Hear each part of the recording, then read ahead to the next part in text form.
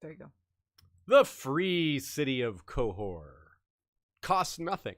You can have it for nothing. No, it's one of the 9, the farthest east, probably the most magical, at one point perhaps the most wealthiest, maybe not so much anymore, but pretty wealthy. Famed for their goods and their proximity to the old region of Sarnor and the Dothraki Sea, currently. Famed for their goods and their bads. Good point. All right. Bad point. Good point. Bad. So we'll be dealing with their entire history, as much of it as we can, what we know, their connections to Valyria, and the current story. What characters are featured, who's Qohoric, who's been to Cohor, all that fun stuff, and more on this episode of History of Westeros podcast. Hello, my fellow Westorians. Welcome back to another episode. Sean, you've got a Nirvana shirt that has Owen Wilson on the front instead of Kurt Cobain. What's the deal with that? Is this one of those, what's that thing where everyone has like a shared false memory? You didn't know Owen Wilson was the lead singer of Nirvana? Oh, yeah, that is news to me. They bear a striking resemblance. Well, never mind. I am not drinking coffee today. I've got tomato juice in my giant Stormtrooper cup. These things go well together. Stormtroopers and tomato juice. Tomato juice. Tomato. Actually. V8 makes these juice, non-tomato juice drinks. You know, I don't know, mixes like pineapple and blueberry or whatever that I often have in my mix, but not today. I have a Red Bull. I have dragon fruit Red Bull mixed with the protein berry naked drink and sparkling ice raspberry. Right on. It's a little tart, more tart than my usual mix. Anyway. Probably super sweet to most people. That's pretty insulting. It's a little tart. Why do you call it a little slut? I would have a stronger description of that. More negative. Not of tarts, of that drink. Check out goodqueenally.tumblr.com. That's Alley with one L. Nina got a good question about the She-Wolves of Winterfell, somewhat related to our discussions last week about the marriages of Serena and Sansa and Edric and Brandon and Barthagan and all of them, and trying to make some sense of that. So good post. Check it out. Nina has some good thoughts on what might have been going on there, even though we can't be too sure. This episode was voted on by patrons. Next week, the patrons have chosen House Celtigar, beating out some other island houses that we floated. If this episode ends and you want to stay immersed, we've got you covered with suggestions for topics related to this one. Quite a few relate to this one, as often happens when we do a more world-building heavy topic. They always connect here and there to other things. There's lots of little threads, both slender and thick, that connect to other topics. That's at the end, like I said. So is the answer to this trivia question. The Black Goat is the patron deity of Cohor, but one character in A Song of Ice and Fire was jokingly referred to as a black goat. Whom do I refer? The first mention of Cohor is here. Quote, Dany had cried when the red door closed behind them forever. They had wandered since then, from Braavos to Myr, from Myr to Tyrosh, and on to Cohor and Volantis and Lys, never staying long in any one place. Her brother would not allow it. The usurpers' hired knives were close behind them, he insisted, though Dany had never seen one. So they could have just stayed, because as we found out, indeed, the reason she'd never seen one was because there weren't any. Of course, if you've seen the hired knives, that might be a little too, you might be in big trouble if they're close enough to be seen. But anyway, so it comes up first, obviously, as a part of Dany's backstory, particularly her flight from Westeros after her family loses the throne. In a lot of stories, these places might only be names, just that, nothing more. Places that the author invented to fill out this piece of backstory. But since this is A Song of Ice and Fire, all of these places are well developed. Several of them we've been to, lots of detail, lots of history. 6 of the 9 free cities were listed there. All those cities listed were all free cities. It's kind of an odd route. Braavos to Myr, Myr to Tyrosh. on to Cohor. That's way the heck up there. And then back to Volantis, which is all the way back south. Maybe, Dany was only 5. Maybe she doesn't have the order quite right. But also George had drawn the map a little differently early on, so Cohor might have been closer. Also, you got to do what you got to do when you're on the run. That's true. Maybe they're like, well, let's run really far. Like it does. It's not like it doesn't make sense. It's just, I question it because the map was different back then, if George actually intended it. But it's still, you're right, it totally works still. It makes sense to go somewhere whatever the away. opportunity they had or whatever danger they sensed or rumor they were working off of, And going from Cohor to Volantis is a lot easier than the other way around, because you go downriver. You go down the Coin, onto the Rhoyne, all the way, you just float all the way down, and you could just take an inner tube all the way from... Coin with the Q. Yeah, coin with the Q all the way to Volantis. Yeah. So that's 6 of the 9 free cities. Not mentioned was Pentos, which is, of course, where she is when she's having this quote. And Lorath and Norvos are not mentioned. She maybe never went to either of those. Now, of those 9... Cohor is probably the most magical. I say probably because, magic isn't always out in the front and public, so there's stuff happening behind closed doors, and we can't be sure. But Cohor is the most, obvious stuff going on anyway.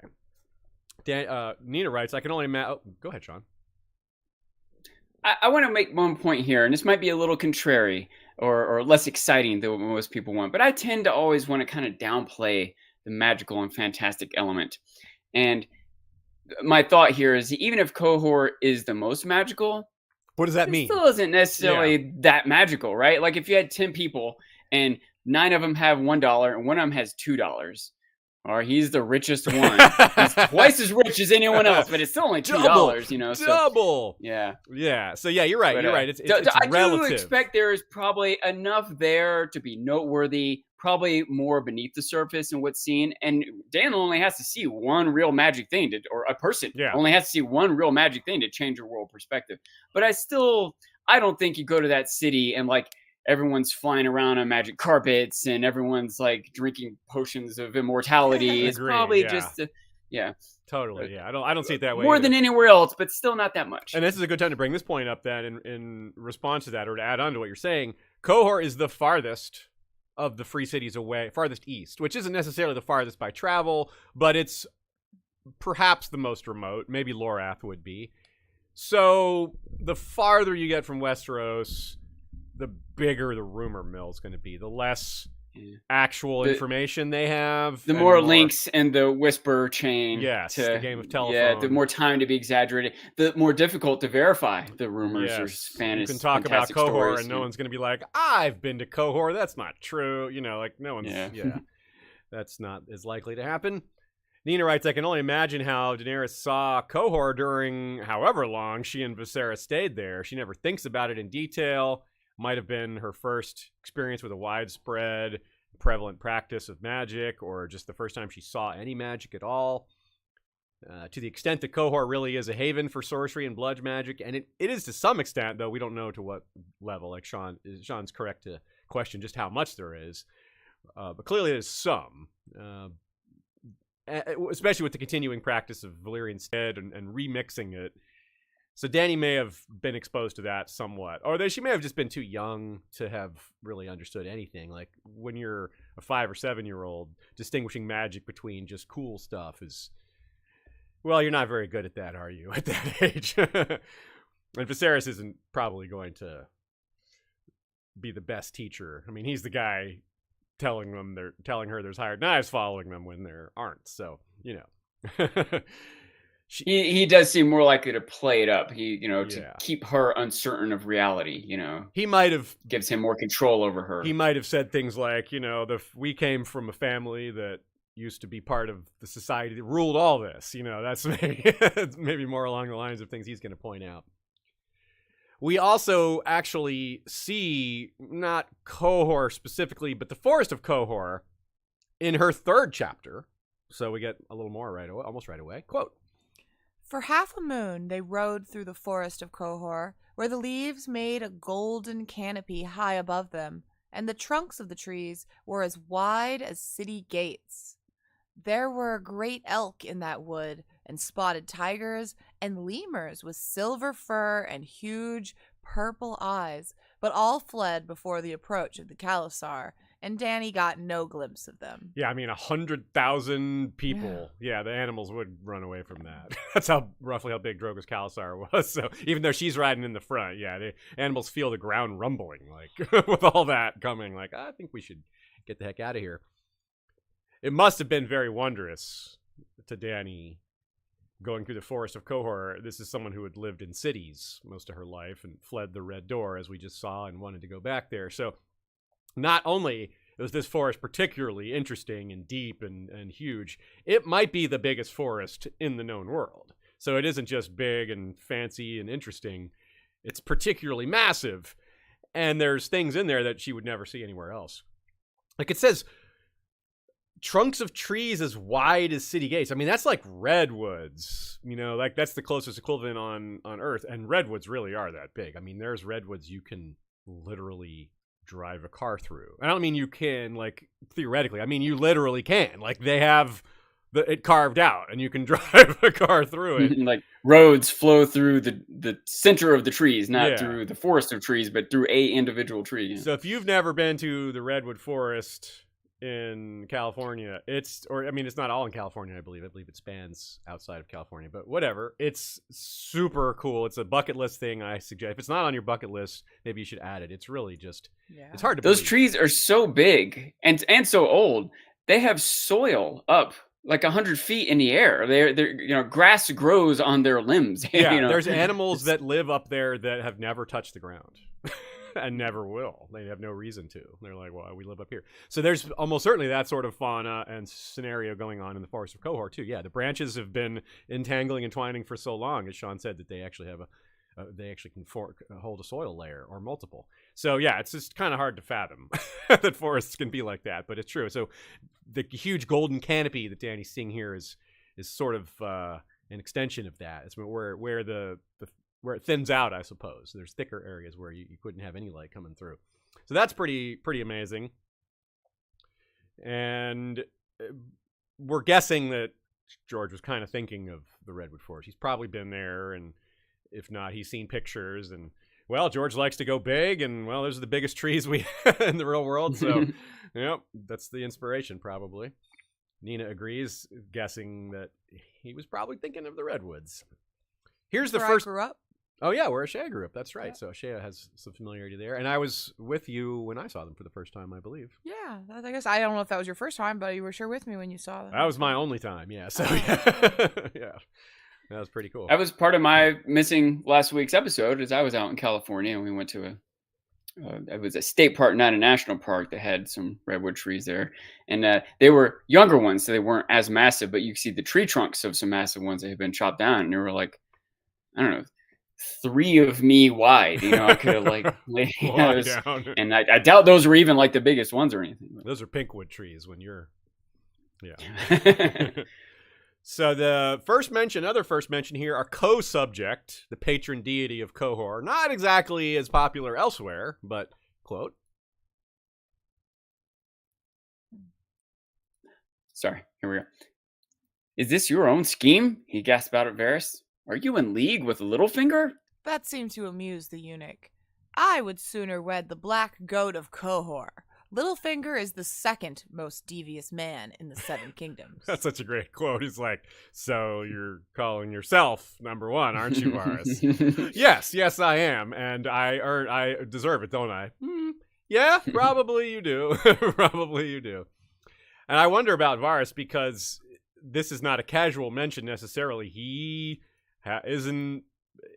originates from Essos, so he would know more about the Black Goat than your average Westerosi, and he may have even been there. He's probably been to Cohor. He was in a traveling mummers troupe, after all, and they would go to the large cities, and Cohor is one of them. So, and Cohor is fairly wealthy, so it seems like it would be a very likely target for a traveling group of performers, and he was in that group for a while, so it seems very likely he's been there. Now, we've seen Myr and Lys and Tyrosh as, quote, sister cities of each other and daughters, and they're sometimes called they were the triarchy for a while there, so they're often embroiled or allied or something. Lorath, Norvos, and Cohor are something of an equivalent there. They're not as connected. They don't fight each other as often as Mir, Lys, and Tyrosh, but they have a lot of things in common. So as we discuss the founding and geography of Cohor, we can talk about things like this. All three of those were founded by religious dissidents, but under different circumstances, under different times. Here's what the World of Ice and Fire says of it now. Even more mysterious than Norvos and Lorath is their sinister sister, the free city of Qohor, easternmost of all the daughters of Valyria. Qohor stands on the River Coin, on the western edge of the vast, dark, primordial forest to which she gives her name, the greatest wood in all of Essos. Aziz looked at me like The greatest wood in all of Essos. As your guys are lucky that that quote ended there. I Yeah, don't know if I would have kept it together when I saw Aziz. Like the way his eyes just like looked at me. He's fucking. Okay, I said it thoh. I didn't mess it up. You did it. I did it. I did the greatest wood in all of Essos.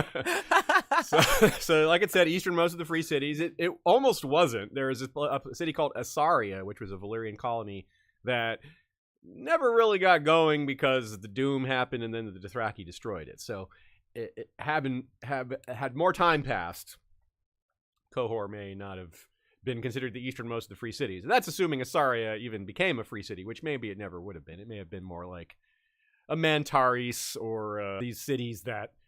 Mantaris this, Mantaris that. When are we going to hear about Womantaris? Seriously. And that which was ruled by Valyria, but wasn't considered one of the free cities. It was direct ruled, I suppose. So, anyway. So the Cohor sits on the Coin River. I kind of wonder which name came first. Probably the Coin, and Cohor was named after that, which is a little odd because the Coin is a Rhoynar name. But anyway, so Cohor, it could just be a coincidence. They both start with Q. But, coincidence with a Q? Yes, coincidence with a coincidence. And, well, that's, yeah, we're really trucking today. Now, the Coin, of course, has that name. It's a tributary of the Rhoyne. Norvos sits on the Noin. Mir sits on the Moin. And Pentos sits on the Poin. Yeah, and Volantis sits on the... No, you made that up. I made most of those up. The Noin is real, and the Coin is real. A different name for the Coin is the Darkling Daughter, because all the... That's a nickname for that area. The Darkwash is another tributary that feeds into the Coin, which then feeds into the Rhoyne, the main branch, that is. So throughout all the worship of the river and the long-standing naming and civilization that lived along it, there have been a variety of nicknames and ways to refer to different regions of it. And I wonder if Cohor coexisted with the Rhoynar. It may not have, though it may have. If it did, then they would have traded with the city of Arnoi, which is the green marble city, one of the ruins, of course. And that would be interesting. Or maybe they just sort of took over that region after Arnoi was destroyed. That would make sense as well. We do not know how old Cohor is. It's not like Lorath, where it was founded by religious dissidents, the followers of Boash or whoever, and then that cult died out long before current times, and the Valyrian expansion to include it was an add-on rather than it was founded as part of Valyria. Whereas the Cohor seems to have been like a lumber colony that at some point was taken over by followers of the Black Goat and then became Cohor. So its origins are a bit humble, but the point, or one of the main points, takeaways here, is that it was Valyrian almost from the get-go, as soon as it was recognized as a major spot. They would also be trading with Norvos and Lorath, of course, because those are the sister cities that are close by. Probably a good amount of trade with Ib. Nina suggests that a lot of people and products from Ib probably make their way to Cohor, but less so than some of the other places because it's not on the coast. It's not a port. It's by the forest of Cohor. It's a river port, but that river doesn't extend into the northern seas. So Ib, despite its proximity, goods might go through another spot before getting to Cohor. Now, Ibn would also make a very good market for Cohor's timber exports, but Cohor mostly is shipping their lumber downriver because that's easy. You float the logs, then the current just takes them down to wherever they need to go, whether that's to all the way to Volantis, perhaps, or one of the steps along the way, one of the smaller cities, one of the unmarked villages. There's probably lumber camps and miniature towns that are focused on just cutting trees and processing them for castles and homes and whatever tools. Of course, the Sarnori cities were there, in addition to the cities of the Rhoyne. This we're more sure of, that there was trade going back and forth. Nina says Cohor is sort of like the Western associate equivalent of Karth. And maybe that's why their names are a little similar, just from an authorial perspective. Just as Karth sits on the border between the more well-known and well-documented part of the Associ continent, at least as far as Westerosi documentation goes, and less so more mysterious areas like Et, Lang, and the Shadowlands, Cohor straddles the more urbanized portion of Western Essos, right? Western Essos is where there's a lot more cities and less open spaces. It's also more familiar, and it's farther away from the Dothraki Sea, but Cohor is right there. The forest is what divides it from the Dothraki Sea. If it wasn't for that, Cohor might not be there anymore. More on that later. Sean? I want to point out another primary use of lumber, in addition to building carts and tools and houses and stuff. But maybe the main thing, because once you build the house, that's it. You don't need more wood. But firewood, that's what it gets used for. Good point. Yeah. Now in carts in Karth, in Cohor are spelled with a Q, right? Quart. Yeah. So let's also take a quote here that discusses more about its position in the region and what that does for it financially. Cohor is also famed as the gateway to the east, where trading caravans bound for Vaes Dothrak and the fabled lands beyond the Bones are outfitted and provisioned before heading into the gloom of the forest, the desolation that was Sarnor, and the vastness of the Dothraki Sea. Conversely, caravans returning from the east come first to Cohor to refresh themselves after the crossing and sell and trade the treasures they have acquired. This trade has helped to make Cohor one of the richest of the free cities, and surely the most exotic, though it is said the city was 10 times richer still before the destruction of Sarnor, with its gleaming alabaster cities, shining lakes, and fertile farms. Yeah, this is super important. This is a city that sits in between a lot of major trade routes from different regions. The Vaes Dothrak itself has a bustling market. Remember Danny visiting there and seeing things from all over, seeing people from as far as Ashai and the Shadowlands, in addition to people from the free cities. And that's Vaes Dothrak, not Cohor, which would have a lot more of that sort of thing. And you can just imagine back in the day when Sarnor was there, all, like it says, the gleaming alabaster cities. They were trading with all those cities. And boy, that must have gotten them quite a lot of bank. The trees they could have sold to the Sarnori cities, and the goods that passed through, the taxes they levied, just the food they sold to people going back and forth as caravans. Each caravan would buy huge amounts of food and water and exchange goods from far away. Really, really. And information. Yeah, knowledge good would point. have traveled through there. People would have learned little, tips of the trade or whatever, and all sorts of different aspects of life and news of the world, and itself would be have value.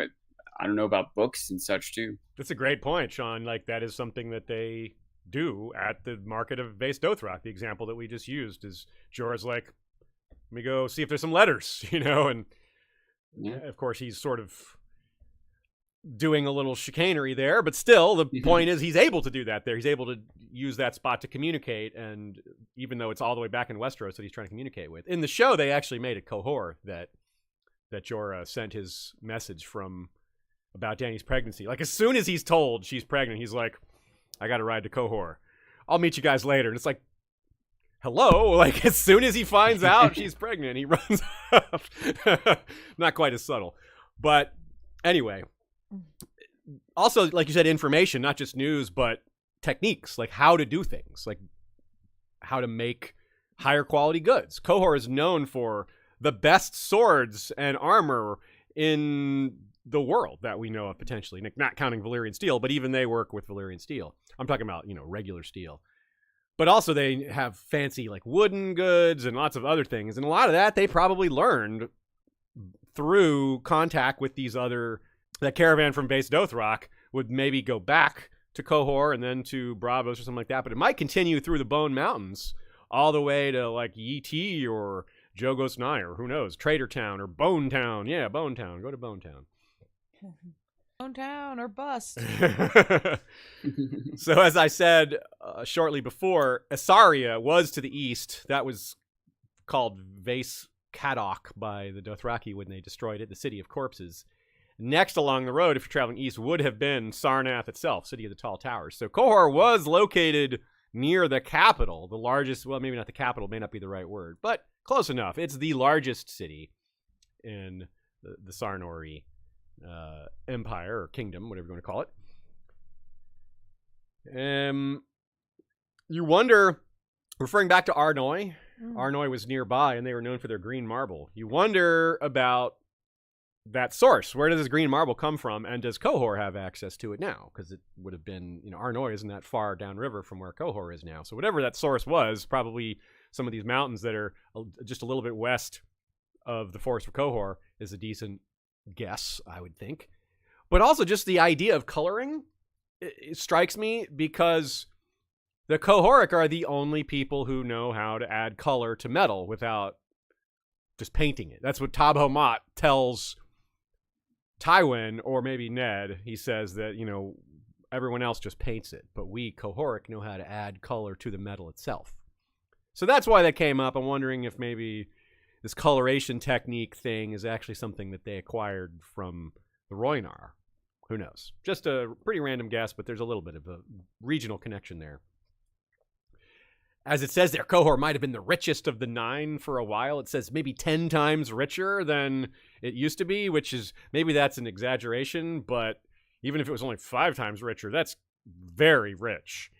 And if it was richer than Volantis, that's a pretty big deal, because Volantis was extremely wealthy, being so close to Valyria and all that. So Cohor is, we're thinking of rating the different free cities amongst different categories like wealth or magic or size of their military. Well, they wouldn't do very well on that third category, size of military. But in terms of wealth and magic, yeah, they'd be near the top, if not the top. And you don't need as big a military to defend yourself as you do to go out and conquer other people. So if they're just trying to keep themselves secure, their military seems fine enough for that. Yeah, and they have the money to pay people off. They bribe the Dothraki calls sometimes. They can hire sellswords, like a lot of the free cities do. Most of the free cities don't have standing armies, but some of them have standing navies. Not really sure what Cohor has as far as a standing navy. They probably have river boats, because river piracy is a thing, a big thing, as we saw when Tyrion and company went down the Rhine. Balanced by them being so close to the former cities of Sarnor is that they're not as close to being to the other free cities. They're perhaps, as I said, maybe not as remote as Lorath in some ways, but in some ways they are more remote, because Lorath is much more reachable by ship. Norvos is the closest to Cohor, but Norvos is equally close to Cohor as it is to Lorath, Bravos, and Pentos. So that is, Norvos is a little bit of a hub thing going on, being so close to the other ones. Meanwhile, Cohor has a more of a distant mystery vibe going for it. And that mystery is absolutely enhanced by the forest. We had the quote about Dany passing through, but here's the quote from The World of Ice and Fire. The woods that surround Cohor are the principal source of the city's wealth. The earliest settlement here was a lumber camp, the city's histories reveal, and even to this day it is as hunters and foresters that the Cohoric are most famed. The shining cities and sprawling towns of the lower Rhoyne hunger for wood, and their own forests have long ago been depleted, cut down, and plowed under for fields and farms. Huge barges, heavy with timber, depart the docks of Cohor every day for the long voyage down the Coin to Dagger Lake and the markets of Selhoris, Valisar, Voluntaris, and Old Volantis. The forest of Cohor also yields up furs and pelts of all kinds, many rare and fine and highly prized, as well as silver, tin, and amber. The vast forest has never been fully explored, according to the maps and scrolls of the Citadel, and it likely conceals many mysteries and wonders at its heart. I had to not look at you when you said Lower Rhoyne hunger for wood. I saw you start to chuckle. Literally the only thing that had me keep... It shows that we are streaming. I just figured this out.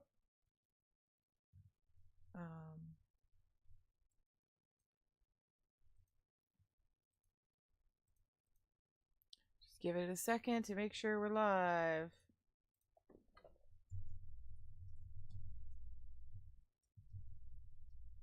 Okay, we're back. Okay, we're back. We must be. Hold on, let me get us back on this. Okay. Yeah, anyways, as I was saying, Terra Incognita in the chat said, your mom hungers for wood. And I also struggled to keep it together there. But yeah, we are having some internet difficulties today. Thankfully we record it, so hopefully it's all fine. So Cohor is on the western edge of the forest. It's the farthest east of the Free Cities, but it's on the western edge of the massive forest of Cohor. It's probably better known than we think, and as far as the Citadel thinks. But still, when it says it's never fully explored, I totally believe that. I mean, there's forests in the world today that have never been fully explored. So the idea that it wouldn't be fully explored back in a lower tech time in a place like this, yeah, that is easy to accept. Wait for this to go as it does that. 1 second.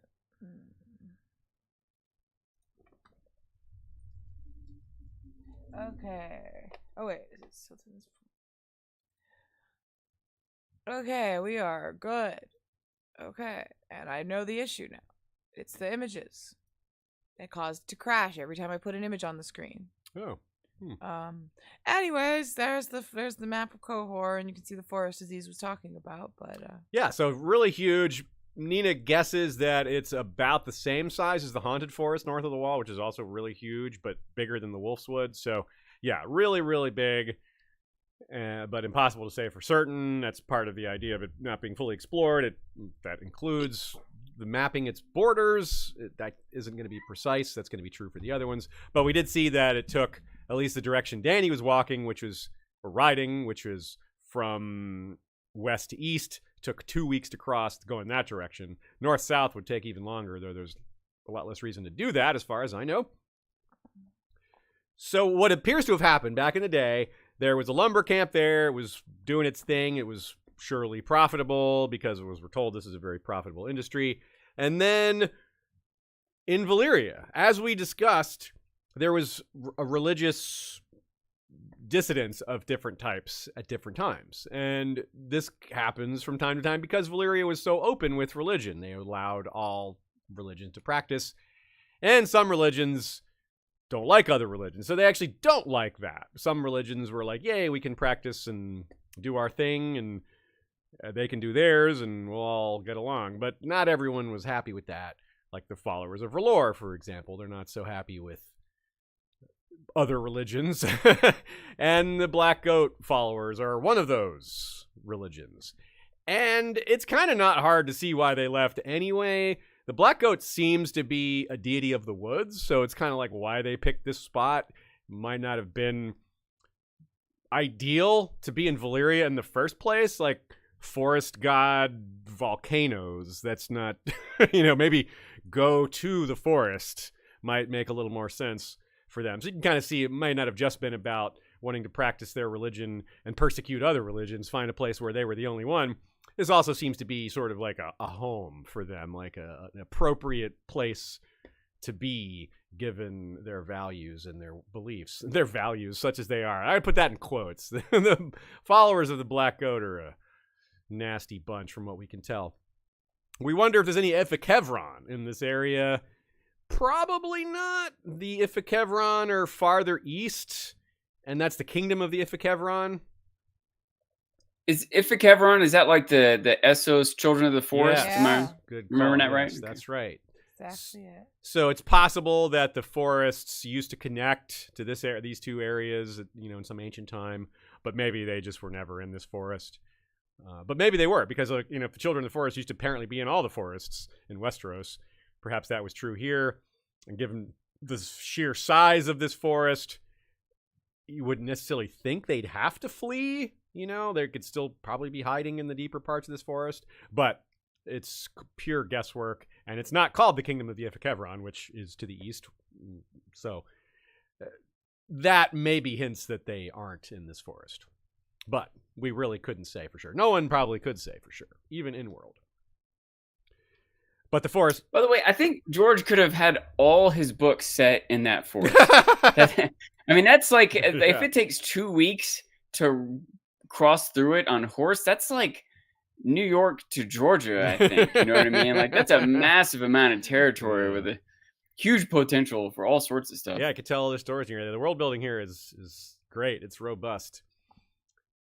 So as we'll discuss later in the episode, the forest, it's probably important for the use of magic. It probably relates to it, but as it says distinctly, it is absolutely important for their wealth, for their making good money through the trees and through the flora, other flora and fauna and different things like that. Compare it to the vast unexplored jungles of Sothorios to the forest of Cohor. I think there's a few comparisons to be made here, especially using magic as a jumping off point. We talked about how the blood magicians of Gogassos would have loved to get their hands on all the variety of species there to toy with and do their genetic manipulation on. I would think that might be true here. Maybe not quite the level of biodiversity because it's colder, but substantial biodiversity. Substantial. Massive. There'd be like other things like mushrooms and more of things like that you may not see as much of in Sothorios. Like, I'm not enough of a biology guy to know to list off all the possible differences. But still, we're talking massive ancient and ancient matters a lot. You got old growth, you've got things, you've got one of my favorite bands is called The Sword, and they have a line about wood so deep, wood untouched by axes. It's never heard the sound of axes. It's so deep. And they don't even know what an axe is in those deep forests. So that's cool. I think of that. Even though there's all these lumber camps, the forest is so vast that there's places that have never even heard the sound of an axe. Yeah, along that same line, just thinking about if it takes 2 weeks to ride a horse through it, like how long would it take to chop a row of trees that distance? You know what I mean? Like, it would just, like, I think maybe literally by the time you did that, new trees would be growing back at the beginning. There would have to be an active effort to, like, I wouldn't. In fact, there probably is areas that once they're chopped down, that soil is probably pretty fertile and it becomes farmland. It supports the area, like an extra value that ends up coming from the former forest. I believe some of the Valyrian roads connect up there. I can look on the map there to be sure. Yes. Yeah, you can see them. Yep, they're there. Yep. Yes, you can see them. So that's pretty cool. That works out really nicely. And as we've talked about, the idea of Valyrians and their Valyrian roads that they use for their dragons, they could clear a path more easily. Yeah, maybe that's how they blazed a trail through the forest. Literally blazed a trail. And once there's a trail, like you said, Sean, it's so difficult to make. You're not like making a bunch of other ones. You're like, oh, let's just use this one. It's like, why go through the effort of making another one? This road already leads to Vaes Dothrak, or before it would have led to Sarnath or Asaria or both. Like, yeah, why do we need another road? So there's probably some really, really old trees in there. Nina says the stoutest tree in the world is on a Montezuma cypress in Mexico, with the trunk measuring 30 feet in diameter, and the roots are 46 feet. But that's not part of a forest. That's kind of a solo-ish tree. I was going to point out that there's some parts of Cohor that remind me of Mexico City. You think of Mexico as being kind of this desertous landscape, but Mexico's really big. It's bigger than like Texas and California and the whole Southwest put together.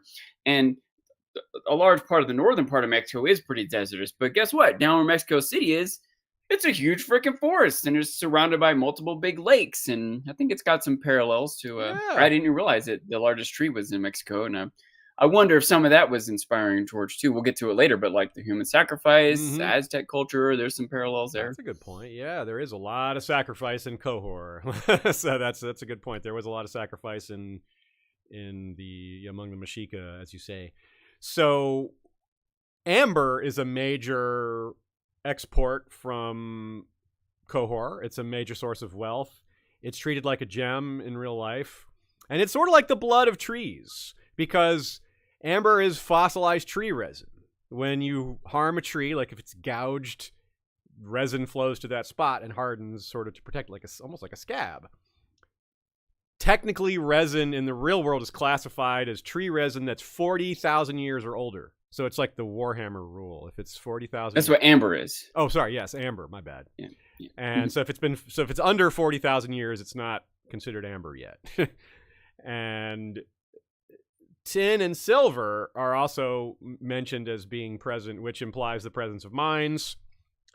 So mining is a real awful endeavor in medieval ancient societies. It's brutal and involves slavery and lots of poisoning of the environment, and they're not fully aware of what they're doing.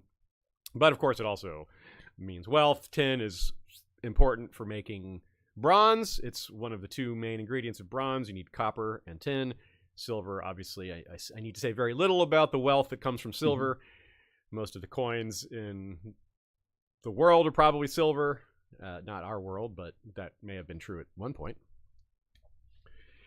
And most of the coins in the world of Essos and Westeros probably are silver. Maybe not. Maybe bronze. Or I don't know. I'm not sure.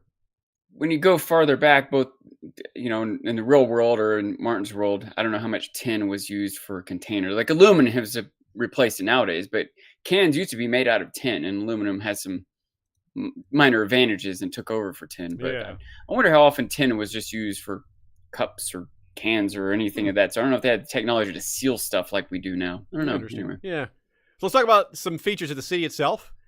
As is true of several of the free cities, they specialize and thrive in part due to specific industries. Quote, "The artisans of Cohor are far famed. Cohort tapestries, woven primarily by the women and children of the city, are just as fine as those woven in Mir, though less costly. Exquisite, if somewhat disturbing, wood carvings can be bought in Cohor's market, and the city's forges have no peer." Tapestries often have metals woven into them. In this case, we would expect silver to be that precious metal, maybe some gold here and there as well, but the silver would be more plentiful and available locally. When it says the women and children are making the tapestries, does that suggest slave women and slave children, or maybe not? Because certainly that's the case in Astapor and Meereen. You have specifically this industry is slaves. That's one of the ones where Dany hears a case from a former slave owner who's like, well, why are they making all this money off this thing that I asking me that? So this is just like, you're paying them. So she punishes him more. And so, but the point isn't that, it's that the example was they were weaving tapestries. They were loom people. It's not loomer, isn't there? Lumineers. Lumineers. So, there's a lot of skill in that. Tapestries are expensive, and like a high-end tapestry made by hand, like a skilled tapestry maker in modern times, working by hand, can make like a square yard in a month. So, which is to say, again, that doesn't mean slaves aren't doing it here, but if they are, these are valuable slaves. You know what I mean? So either way, it's a high-end industry. And I suspect part of the reason this city flourished with mercantilism and was never a city all about war or conquest was because, like I said at the beginning, pretty much right away they were under the protection of the freehold. Like, who's going to mess with Cohor when it's one of a protectorate of Valyria. And a protectorate isn't the right technical term. It's a free city. It's a vassal. Vassal isn't quite the right term either, but whatever. Ally. Yeah, they're under the domain. They're ruled by Valyria, just indirectly, which is why they're called the free cities. The free city, that term is always so confusing because they use slavery and they weren't actually free. Anyway. So independent city. I wonder if that's a better, more in our world, in our understanding. This, of course, distinguishes them or makes them more similar to some of the other free cities, of course, like Tyrosh and Myr and Pentos. They all have slavery, although Pentos doesn't right now, according to the deal that was forced on them by Braavos. But they want to have slaves. And, of course, Braavos was founded by escaped slaves. Tyrosh was founded to be a military outpost at first. So it did have a military bent, a military kind of angle to it right away, whereas it's kind of evolved into something else now. But it did start that way, whereas Cohor was never about military. Although it has always been about military production, because it makes the best swords and armor in the world. Norvos. I imagine they make a lot of spears too, right? Yeah, spearheads and wood, you're right. Fine metal points and the wood shafts. That's a great point. Great point. Yeah. So Norvos is the most similar, as we said, but not that similar in a lot of ways. The similarities are they were founded by religious dissidents. Religion is still really big today, whereas, for example, Lorath was founded by religious dissidents, but it's no longer a particularly religious spot. It's changed. Norvos and Cohor still are like that. They're still very much ruled or semi-ruled by one particular belief system. So we have artisans, especially blacksmiths, but also tapestries and hunters and trappers and amber collectors and silver mines and the magic stuff, which we have yet to fully dive into. But as I've been leading up to here with the discussion of the Black Goat, let's talk about that. This is what sits atop the city. It's its patron deity.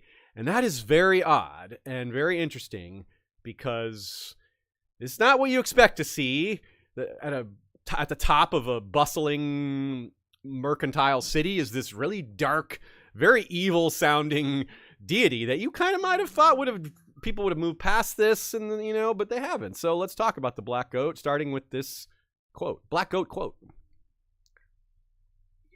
It is known that the bearded priests of Norvos regard the Black Goat of Qohor as a demon with an especially vile and treacherous nature. Of course, that's what a lot of religions say about the deities that aren't their own. But I kind of agree with the priests of Norvos. It does sound kind of like a demon with an especially vile and treacherous nature. Like, for example, Mokoro calls the drowned god a demon. He's like, that's no god, it's a demon. And Victorian's like, careful what you say, priest. And he's not. Not careful, that is, yeah. And we hear that R'hllor worshippers in Cohor rioted and tried to burn the Black Goat down. So apparently it's represented by this large, flammable edifice of some kind. I don't know what. I mean, it's partly tried to stone. burn it down. They did fail. They did fail. And that was recent. That was like Tyrion hears about this I think it was Tyrion anyway. So it happens. This is during A Song of Ice and Fire that this rumor comes up. So what was going on there? Nina suggests maybe they were putting the Black Goat to a spiritual test. Because their god is the god of fire. So if fire consumed the Black Goat, it would have maybe proven something to them. It would have been more meaningful to them than perhaps other people, worshippers of the Black Goat would have been rightly pissed as well. So it would have meant a lot to them also.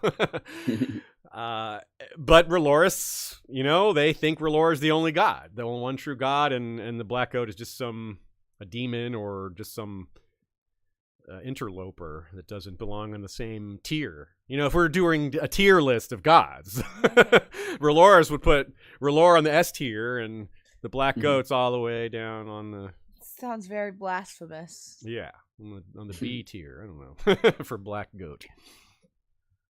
I think that I don't think I'm stretching much here, but I think it's meant in the book, that moment is meant to show that R'hllor is kind of rising everywhere. Yeah, good point. But, even in the city, but it's interesting even the city where that's the home religion of something else. Yeah, that's pretty powerful. Yeah. You're right.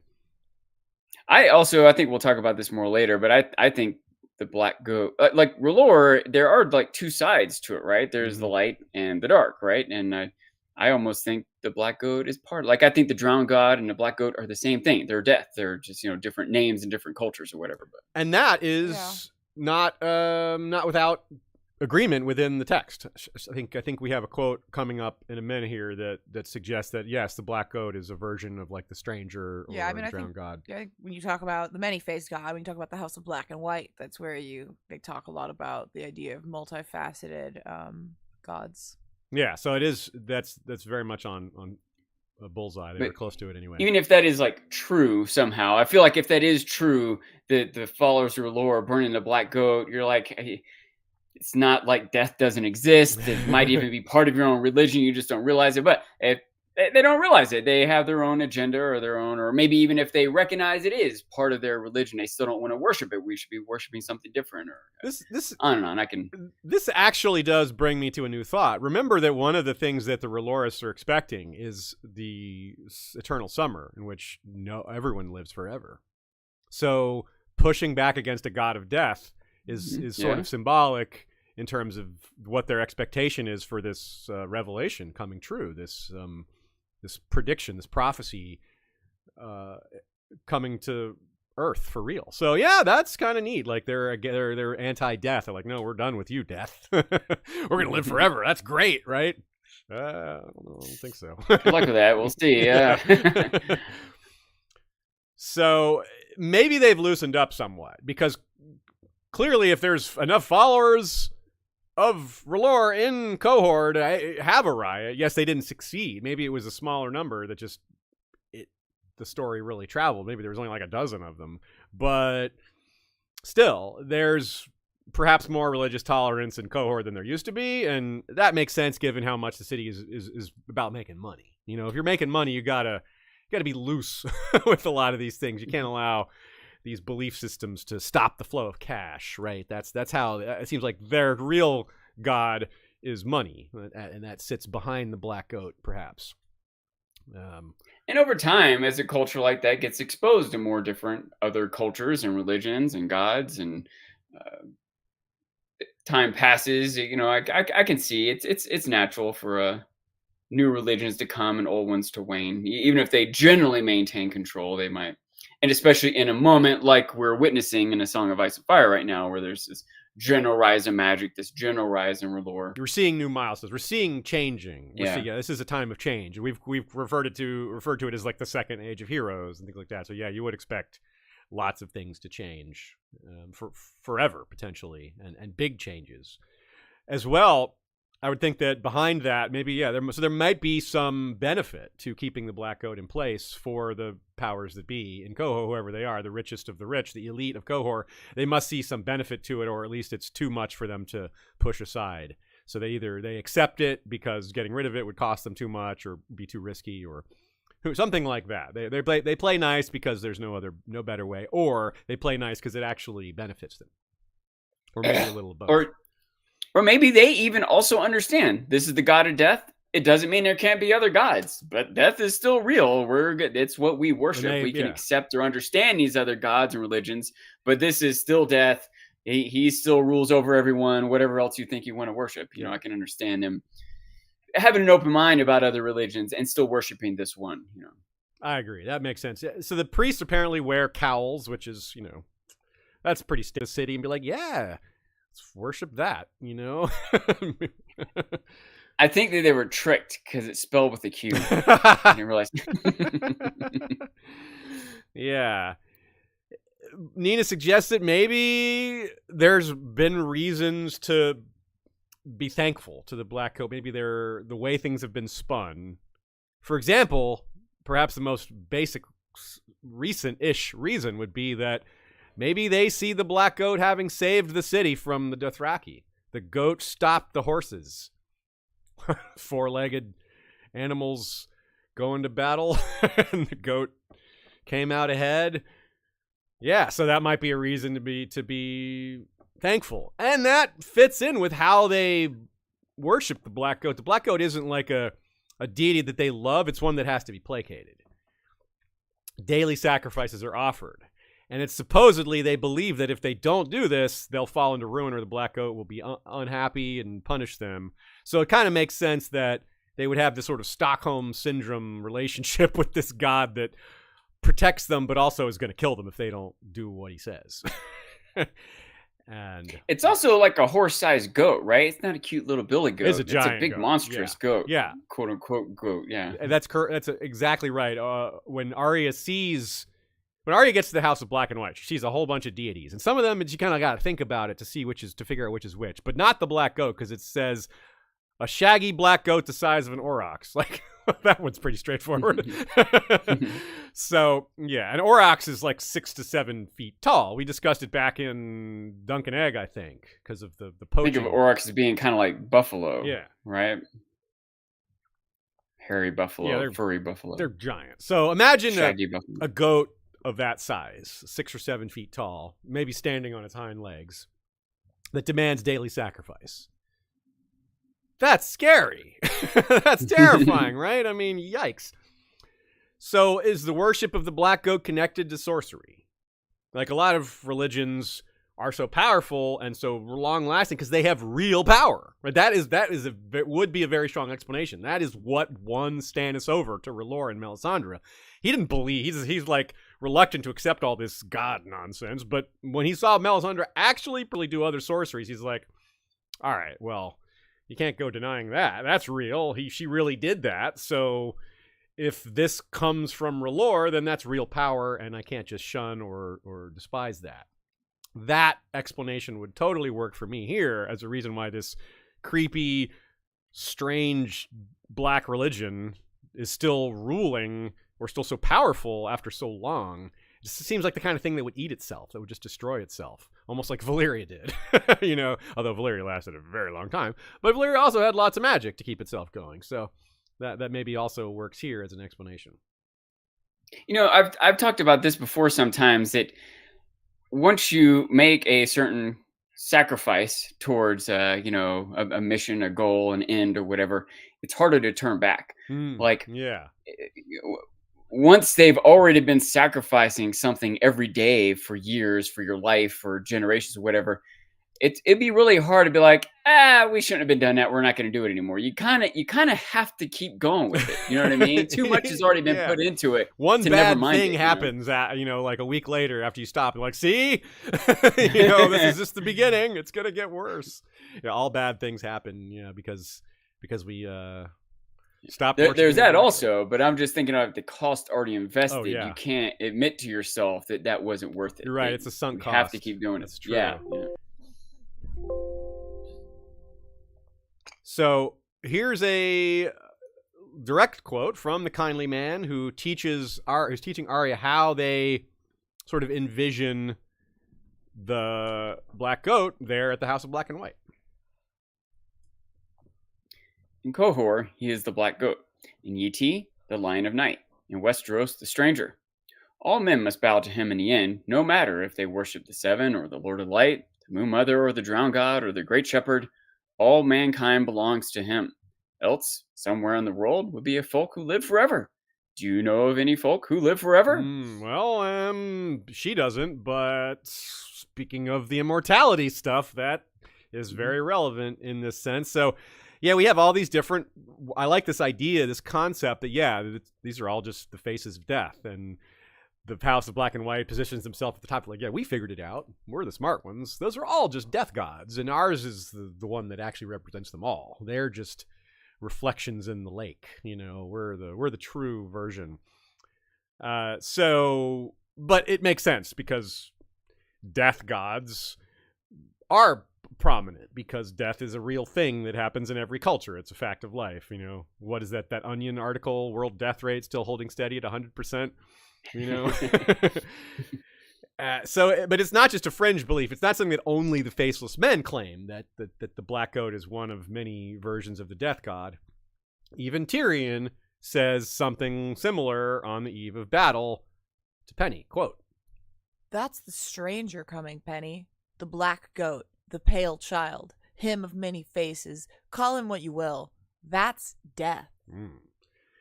Yeah, so death rules over Cohor.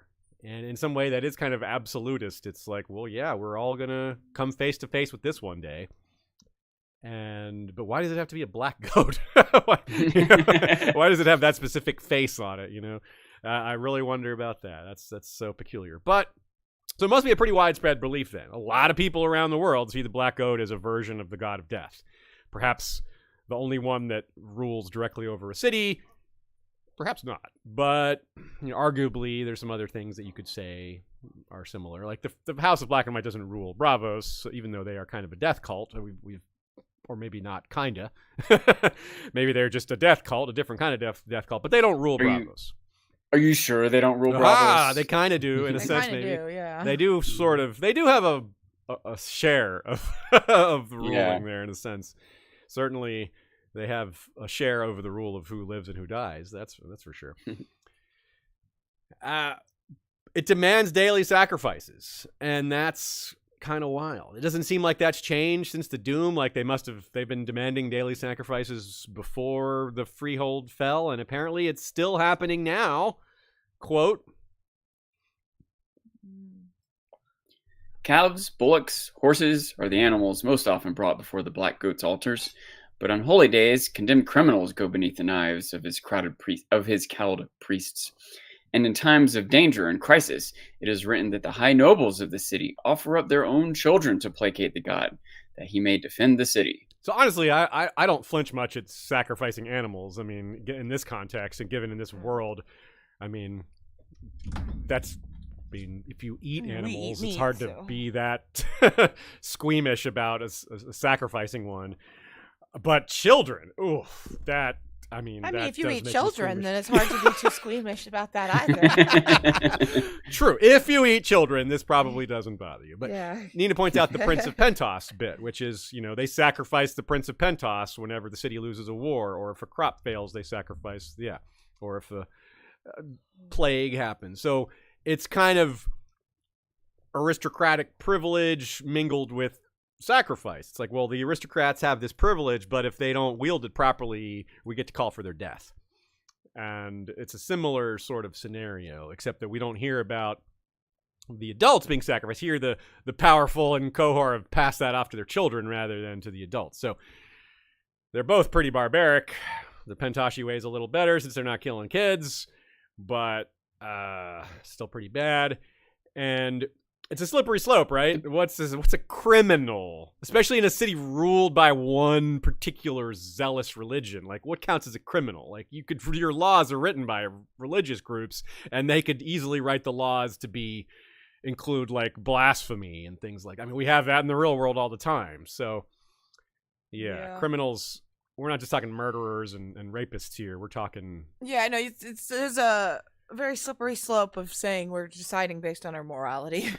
Yeah, when that morality is the black goat, especially. If that is the morality that we're going on, then that's dangerous. A little bit of a tangent, but I remember talking about, I wish I could remember what the context was, but talking about that system in Pentos, how it at least there's some sort of like it's like a motivation for the prince to make sure he's doing a good job. Like even something that's out of his control, like a drought. Well, he better start preparing reserve grains in case there's a drought. Otherwise, he's going to get himself killed. But what are the kids supposed to do to prepare themselves to defend the city? They're pretty out of control and innocent and get punished for it anyways. That's a great point, Sean. There is more of a rational element to the stick and the carrot and the stick. Dichotomy there. The Prince of Pentos has motivation to do things, but the people of Cohor, like, you sacrifice your children because the Dothraki are coming. Like, like, what is that going to do? I mean... Yeah, how does that motivate you in the future to be prepared for the Dothraki coming? Yeah. Okay, so it sounds crazy, but this is from real life.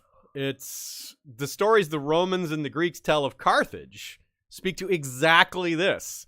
Their god Baal and or Melkart actually sacrificed the children of nobility when the city was in peril. Of course, this is what the Greeks and the Romans say the Carthaginians did. And the Romans sacked Carthage and destroyed all their books. So we don't actually know if this is true. But considering there are multiple sources for it, isn't just the Romans that say it, the Greeks say it too. So it might be true. There's also some Pan vibes here because it's a black goat, right? The goat, the black Pan was a piper who, sometimes encourage people to throw off, all their throw away civilization and just go live in the woods and be basic and just do that stuff. Goats in Christianity and Western societies, goats were associated with Satan, but that was propaganda. That was actually not like from ancient times. That was invented as a pushback against other forms of Christianity and other religions. And those images persist today. They're still like goat skulls. They're still associated, like metal bands love to show goat skulls. Is kind of pushback against that old propaganda from Christianity. So that's probably part of what influenced George here. But an even bigger influence on George was almost certainly H.P. Lovecraft, who we've brought up many times here. There is one of the great old ones in the H.P. Lovecraft deity list is the black goat with 1,000 young, a hellish cloud-like entity who is connected to Astarte and Ishtar and Baal in some myth cycles, which brings it all the way back to the Carthaginian beliefs in Baal and Melkart. So there's multiple paths to get to the same influence pathway here. Pretty cool. Isn't there some god that, like, he wanted his followers to sacrifice their firstborn son? And then I think he ended up sacrificing his own Wasn't son that, too. yeah, didn't we just pass over that holiday recently? Wait, isn't this Easter, like, right now? Yeah, we didn't choose Easter. Where did George get these crazy ideas of having people sacrifice their kids for religion? We didn't choose Easter for this on purpose. But it happened. Our patrons did. That's right. So the black goat isn't only worshipped in Qohor. That's just the one place where it's the most prominent. Like Ashai, it's worshipped in Ashai, where nothing is forbidden. Talk about religious freedom. They certainly have it there in Ashai. Now, they chose the black goat to be their patron deity, their mascot, if you will, when they could have chosen this instead. The little Valyrian quote. Yes. Like many northerly forests, it contains elk and deer in great numbers, along with wolves, tree cats, boars of truly monstrous size, spotted bears, and even a species of lemur, a creature known from the Summer Isles in Sithorios, but otherwise rarely seen farther north. These lemurs are said to have silver-white fur and purple eyes, and are sometimes called little Valyrians. A preserved example of a lemur from the forest of Cohor can be found stuffed and mounted in the citadel, though so many hands have patted it for luck in their examinations that its fur has long since fallen out. Ugh. Like a beloved stuffed animal. Yeah. Are those naturally occurring, these lemurs, or this is like a blood magic experiment that actually created animals that could breed? Because most blood magic experiments create sterile creatures, just like in real life when you crossbreed animals like donkeys or mules or whatever, they're usually sterile. So I wonder if this is one of those, because it's kind of an unusual animal, and like real lemurs don't live in forests. Lemurs live in Madagascar, and that's it. Well, that's where they came from. They've been taken elsewhere. And Madagascar is very warm. So, yeah. It could easily, especially in George's world, be some magical thing. But it's worth noting it could also be I can't think of the term, but artificial selectivity, I think. Okay. Like, for example, I think it's off the coast of Japan. There's this crab that the shell of its crab looks just like the face of a samurai. And it's because for centuries and centuries, fishermen, when they pulled out crabs that looked like the face of a samurai, they threw it back. And the ones that didn't, they kept them. So eventually they start to, all the ones that survive with that DNA, pass on that DNA, and eventually they all just have the face of a samurai in the back. So it could be that selectively, if they were hunting these lemurs or feeding the lemur, they would hunt the ones that didn't look like Valyrians and feed the ones that did. Does that make sense? Yes. They might have selectively ended up causing them to look more and more Valyrian-like. That's interesting. Nina tends to agree that it's a little coincidental that this number one blood magic spot that's a Valyrian outpost just happens to have these unique Valyrian-looking lemurs in the forest nearby. Are they ever sacrificed? We're here of bulls and bears and other things sacrificed. Do they sacrifice the little Valyrians? Yikes! Probably not. Probably not. They're too Valyrian for that. No, they want to sacrifice lesser beings. Yeah. So apparently lemurs in the real world could used to be as large as a gorilla. There were ones that were that big, which is like, whoa. Yeah, Madagascar is neat because it's really big, but it's an island, so it had like a lot of unique evolutionary branches take off, including lemurs. I think there's like 20 or something different species of lemurs, and of course, I think the really big gorilla type ones have become extinct. Most of them are like, I don't know, Tiny. 10 or 20 pounds or something. Yeah. But some of them are really like, there's one called a mouse lemur. It's 3 inches long and it weighs like 1 ounce. Whoa. It's like, yeah, it's crazy. That's cool. There's a wide variety of very specialized lemurs in Madagascar. It's pretty cool. So lemur, there's another little clue here that the lemurs might be magically oriented here in Westeros or in Essos, because the word lemur in Latin means ghost or spirit. So these are kind of like the ghosts of Valyria in a sense. They're a remnant. They look like Valyria, which is gone now. The Doom, which is a segue to the Doom and what happened there and what happened in Cohor. Specifically, we have a very interesting quote. Cohor had something peculiar happen. Let's hear it. What followed in the sudden vacuum was chaos. The Dragon Lords had been gathered in Valyria, as was their wont, except for Aenar Targaryen, his children, and his dragons, who had fled to Dragonstone, and so escaped the doom. Some accounts claim that a few others survived too. For a time. It is said that some Valyrian archons in Tyrosh and Lys were spared, but that in the immediate political upheaval following the doom, they and their dragons were killed by the citizens of those free cities.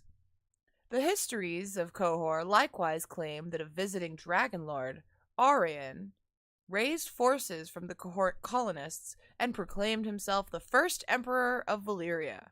He flew away on the back of his great dragon, with 30,000 men following behind afoot to lay claim to what remained of Valyria and to reestablish the freehold. But neither Emperor Aurion nor his host were ever seen again. I like the idea of a ghost army. Yeah, I know, right? Just like all of a sudden Like a in man Lord of the and like Rings. 30,000 men just like show up, lost through to the mists of time. But yeah, it's a very... Yeah, it's like, where did they... That's a lot of missing dudes. Yeah, I know, like, okay, like, Emperor Aurion was never seen again. Sure, fine.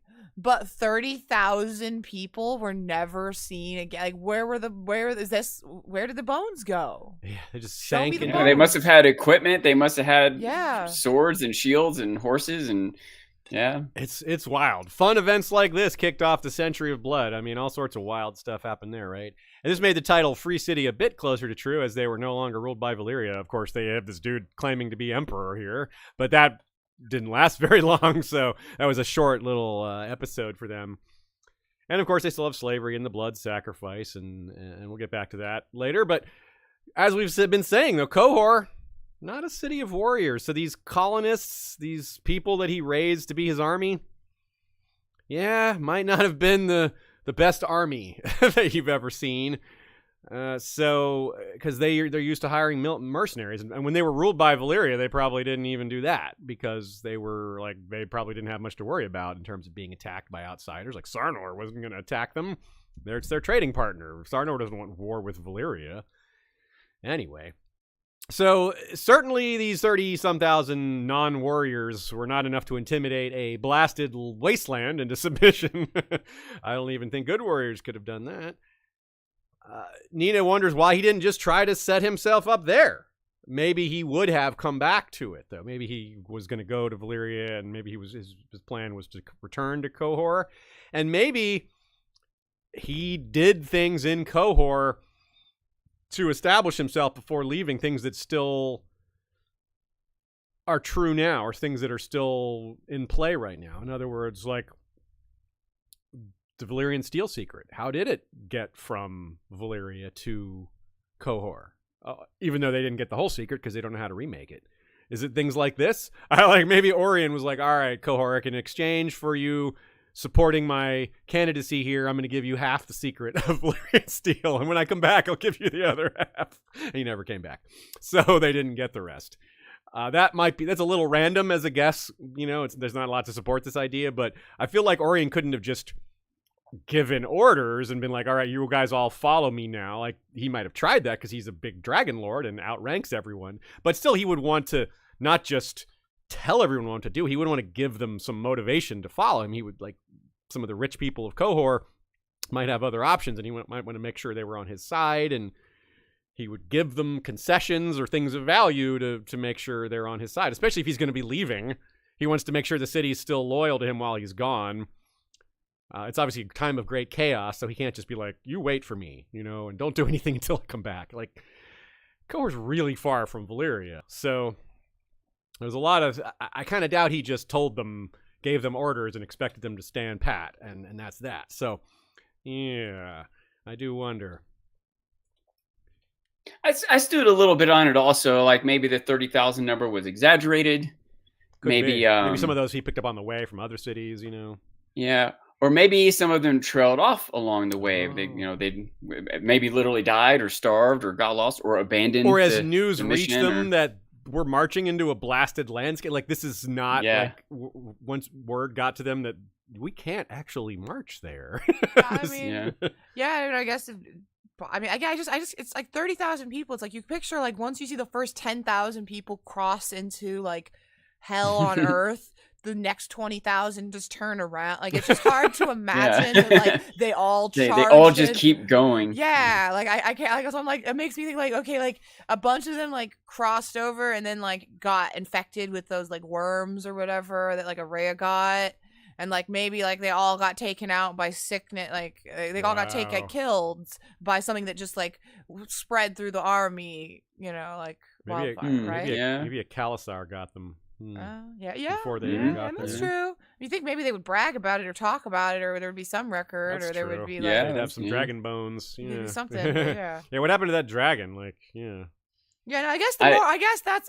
I'm gonna say I now feel that it was illness that ended up killing the whole army off. That they got some magical disease that just like wiped them out, no trace. Even a regular disease or poisoned water. Yeah, bad water. Yeah. It's still things that you would think that just one experienced leader would be like, test the water before everyone drinks it. But maybe they did. It was poisonous, but then there was no other water, and they just all died of thirst or starvation. Even still, where are all the equipment and bodies of these 30,000, or if it's exaggerated, 15,000? That's still a lot of people to be just gone. Especially if they're wearing Cohoric armor. That's some good stuff. Yeah. You want that. And I have one other little... my next theory. Okay, my theory is that they get to the border of Valyria. Okay, like they get to where it starts to look like hellish. Okay, and like a lot of people are like, I think we should turn around, and like maybe they would have, but the worms or some magical disease starts just ripping through them, and they all die, and then the border of Valyria like extends a little bit, and then they're all just pulled into the lava, into like they're just all burned up. They're all in the lava, Secondary aftershock. Yeah, like a secondary aftershock. Yeah, something like that. A tidal wave or something like wipes them all off the coast or something. Yeah, something like that. So that would obliterate them entirely. I think natural disaster, like extending the, like they thought they were not as in danger. Yeah, I don't know. That's what I'm. That makes a lot of sense. Aftershocks make sense. Like they would just be the one explosion, then that's it. Because like very often when there's an earthquake, there's a secondary or tertiary or quaternary or I'm running out of. Yeah, so it might be that someone like does some like digging into under like a mountain, and not a mountain, but like a pile of rocks, and they're like, oh, there's 30,000 corpses and all their armor. Melted like really Cohoric steel. It'd be tougher to discover if they're all washed into the ocean, which also is an effective. Earthquakes and volcanoes can near water create tidal waves. If they're washed in the ocean, you might imagine that sometimes someone just finds a cool suit of armor on like something washes ashore, and they have a great payday. Yeah. I don't know. Nina, go ahead. One other thought, theory, question I have: is it possible that his dragon survived? Aren't there a few dragons out there that are like, I don't know, loners, gonna have mysterious origins or appearances? Is it possible his is one of them? I'm not quite up enough on all the dragon lore, but could his dragon be a dragon? It could have out there as part of some survived, story? but it wouldn't have. It would have died a while back, most likely. We don't. The Doom was more than 400 years ago, so we've never heard of a dragon being 400 years old. 200 we've heard of, so it's not like completely out of the question. But maybe that dragon didn't die and then was riderless and just lived its life out in Valyria, or was killed by whatever carved a 9-foot-long scar in Valyrian. So yeah. So it could have been killed by a separate. Like, I'm not sure that a natural disaster killed this dragon, but maybe it did. Like, if it was a secondary aftershock of substantial size, dragons were killed by the original Doom. You'd think the aftershocks of the Doom would be pretty substantial, given how substantial the Doom itself was. So later in the Century of Blood, Cohor teamed up with Norvos to defeat Volantis and stop their imperial ambitions, because after Emperor Orion failed, the Volantines tried to do something similar and position themselves to be the inheritors of the heir to the Empire, to quote a recent Star Wars trailer. And yeah, Nina also wonders if maybe Orion, if he had set himself up a little differently, if he had tried to do like the Targaryens did, where he had a base that wasn't directly connected to the continent, like Dragonstone, something like that, where he set himself up outside of the former spot and ruled from there. But no, that didn't happen. So this defeat of the Volantines involved something called fire galleys, which I really hope they called water dragons or river dragons, because it seems like something you would do. Like, this is a former Valyrian city. Like, it hasn't been that long that the dragons were gone, and anything that's breathing fire sort of would get nicknamed a dragon. And it would make sense, like I mentioned briefly earlier, it would make sense that they have a lot of river craft in Cohor. They obviously don't have deep sea vessels because they have no connection whatsoever to the oceans. They're super far from any waterway that leads to, or their waterway that leads to the ocean is super far from that. Given how important river travel would be for their economy, and there are a lot of river pirates in the area, well, they have the timber to make the ships, they'd have the economic incentive, there would be, people that maybe aren't in the timber industry, it could be like, hey, I could make a buck being a protector of the industry, like I'll set myself up and fight pirates, be an anti-pirate guy, and people will pay me for that kind of thing. I would imagine that sort of thing exists. And if he's not paid well enough, then he can turn pirate, and become one of them. If you can't beat him, join him. Other way around, maybe beats the pirates and gets him to join them and become anti-pirates. It's all these things have probably happened throughout the long history of Cohor. The rivers are huge and expansive. This is the Rhoyne, or the Rhoyne we're talking about, after all, even if this is just one corner of it, the upper northeastern corner of the Rhoyne. It's still big, all part of this giant river system, the largest in the world. So that's got to be relevant. Let's take our halfway break here. We are sponsorless at the moment, so I want to put out a call for you all to join us on either Patreon or Spotify as a subscriber. We're on Patreon right now. We're running a special. At the end of the month, at the end of May, we are doing away with the $2 level. If you are already on the $2 level, you get to keep it. So if you sign up now at the $2 level, you can be grandfathered in as the level disappears and still keep those benefits, still keep that level even when it's gone. So now's your chance. You've got a couple weeks left. If you're hearing this after the end of April 2023, well, you can still sign up. Not at the $2 level, but you can still sign up, and we'd be much appreciative of that, and we will offer you things in return, such as bonus episodes. Other levels have access to scripts and things like shout-outs, and as we discussed last week, we're going to be adding some new features. Sean and Ashay and I are figuring out exactly how to deploy these things, but we're going to have one thing, we're going to have like a game night, maybe like a trivia night kind of thing for people who are signed up. So all the more reason to get in now when it's as cheap as possible, and we would, like I said, be very grateful if you could support us there. We're going to replace the $2 level with $2,000. Right? It's inflation, y'all. It's a killer. You should have said 3,000, Sean, because that's the title of our next section. The 3,000 of Cohor. Yes. Another major side effect of the Doom was the emergence of the Dothraki. They first feasted on the Sarnori, as we saw. The Century of Blood saw the destruction of all the Sarnori cities by the Dothraki, minus that one that's still there, that's only like 20,000 people. It's hardly even a city.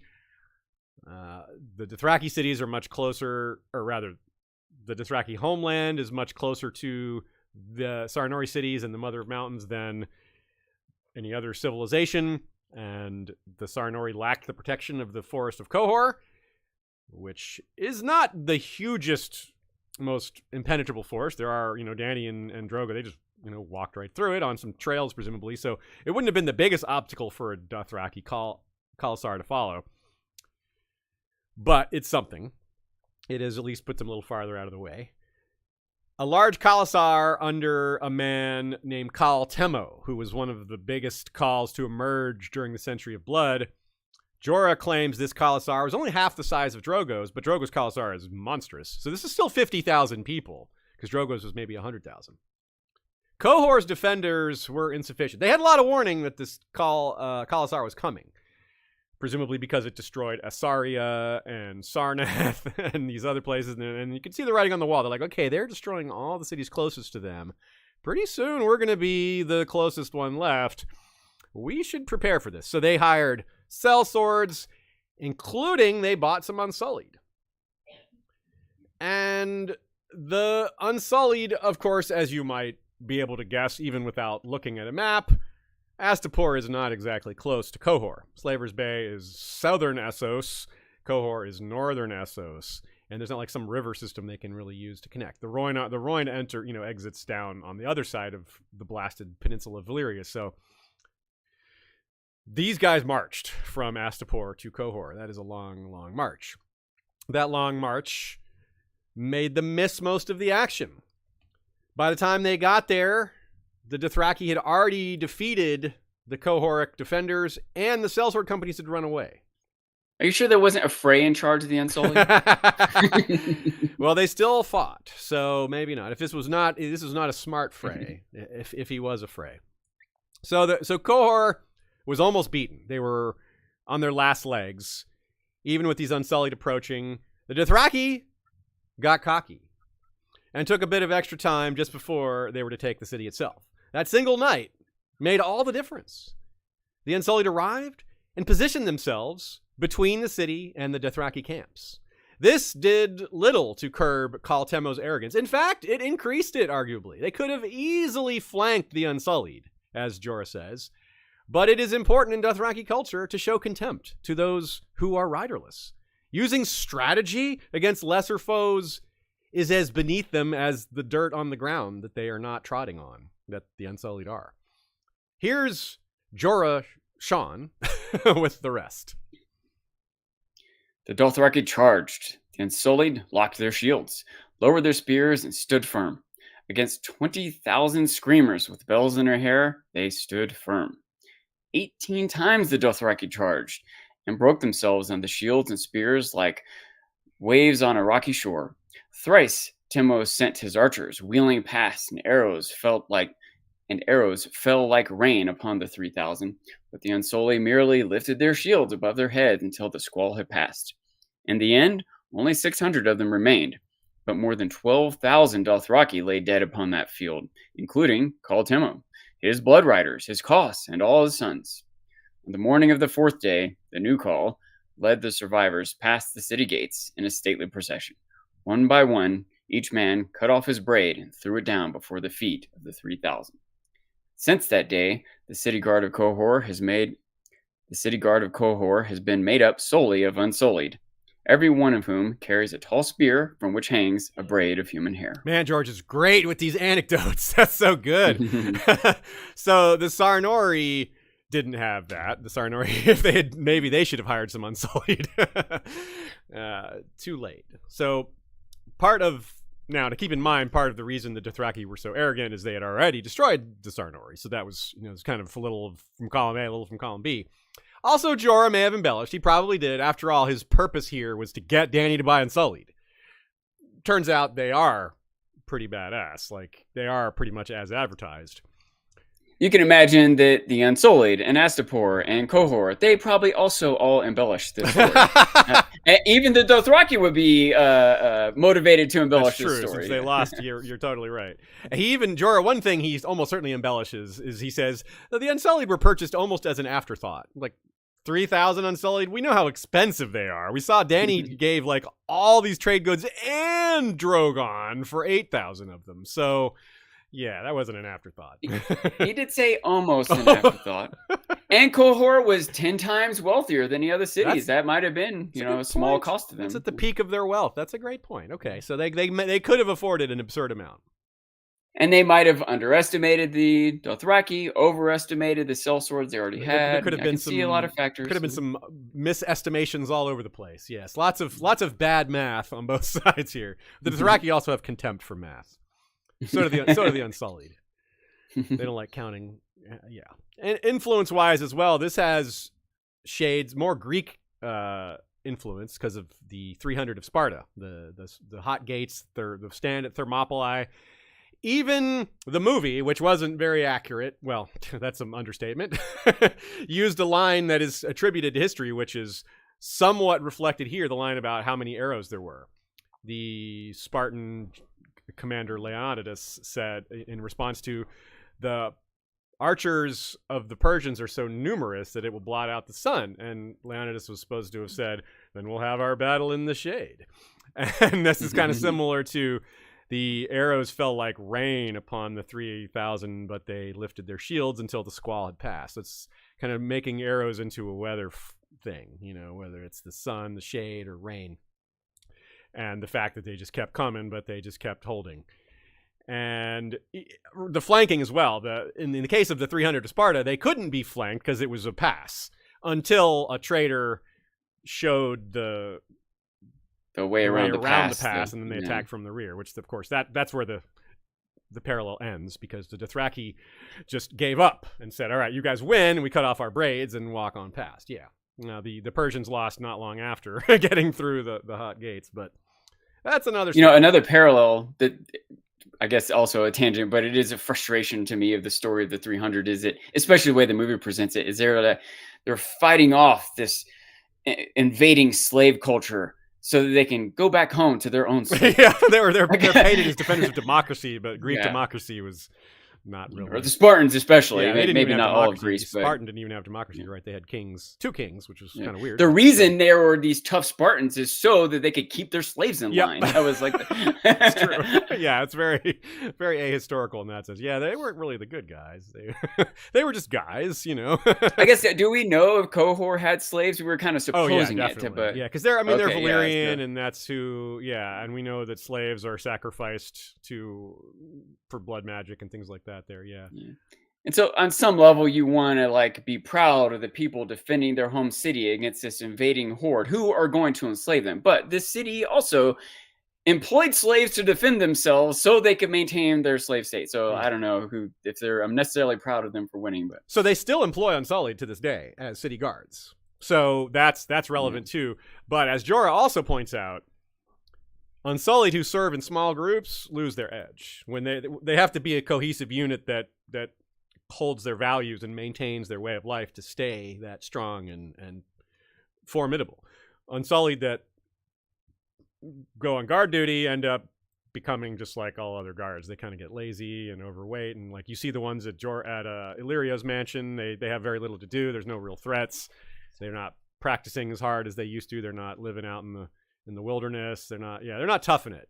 So which might be what's the state of the Unsullied of Qohor now, and certainly before, because of this next anecdote, which comes only about 80 years ago, so not super long ago. It involves the Golden Company. It's said in current times, a certain Khal Zekko visits Qohor every 3 to 4 years, and Qohor just buy him off. He comes back, they give him money, he leaves. Much like how Drogo did at Pentos and how other Khals do at other free cities, or all the free cities, depending. You'd think that they did this just because it was rational, right? Like, well, we can't beat that, so let's pay him to go away. Like, that's really our only choice. But they may have also gotten cocky at one point, not towards the Dothraki, but towards the Golden Company. In a show of extreme foolishness, they tried to stiff them. They just didn't pay them. We don't know the exact circumstances. Or the reason. They just refused to pay for reasons. And this was sometime between the 212 to 219 span. It said that it helped establish them. It helped put them on the map. So which is why we know it came on early in their existence. The Golden Company was formed in 212, and the Third Blackfire Rebellion was in 219. So I'm guessing it was before the Third Blackfire Rebellion. So the Cohoric thought they could get one over on this rookie sellsword company. These noobs, they could just stiff them, and what could they do about it? But instead, it was pretty much the opposite is what happened. Instead of stiffing the Golden Company put themselves on the map by showing what happens when you don't pay the Golden Company. And they sacked Cohor. Turns out the Golden Company, as they like to stick to contracts, and that means both ends of the deal. They don't break a contract, but they also won't let you break a contract. So that put them on the map. The Unsullied Guards, whatever they had at the time, and these high walls they had was not sufficient to stop the Golden Company. I'm not sure they sacked the whole city because, I mean, Golden Company's 10,000 people, which is really big for a sellsword company, but I don't know if that's enough to carry away the entire city's wealth. Probably not. But a lot of wealth, they probably carried away. Unless, I wonder if they were just like, we're going to take exactly what we're owed, and that's it. Just to really make a point, to set their reputation. I kind of feel like it'd be hard to control them in that regard, especially because they were so new, and maybe that discipline hadn't fully set in. They hadn't established that. And also, on the other side, Bittersteel was trying to fund a return to Westeros, so I don't know if you can pass that up as an opportunity to get as much loot as possible. It might be why they were able to start the Third Blackfire Rebellion not that long after this, because they got so much money. They still wouldn't necessarily loot everything, because a lot of things are hard to move, right? Yeah, if they loot a bunch of rare art and jewels, they are no longer warriors. They are now fences. You know what I mean? They just have new jobs of it's too awkward and difficult to carry that around and keep it safe and find a buyer. But you get the gold, you get the swords, you get food, you get horses, but you don't necessarily take all their large, heavy, ornamental, tough to move items. True. Yeah, you're pulling the gemstones out of the statue's eyes. You're not taking the whole statue. Yeah. I have to think they went straight for those Cohoric steelworks and took all those nice swords and armor, especially, again, they're getting ready to invade Westeros and start the Third Blackfire Rebellion. They're going to have some nice swords for that, right? Bittersteel would be particularly interested in that, since he never got a Valyrian steel blade of his own while his two half-brothers did, and he'd be like, I want one. But no evidence they found any Valyrian steel there, but maybe I was going to say, and they still didn't hear, apparently. Yeah, so that's too bad for them.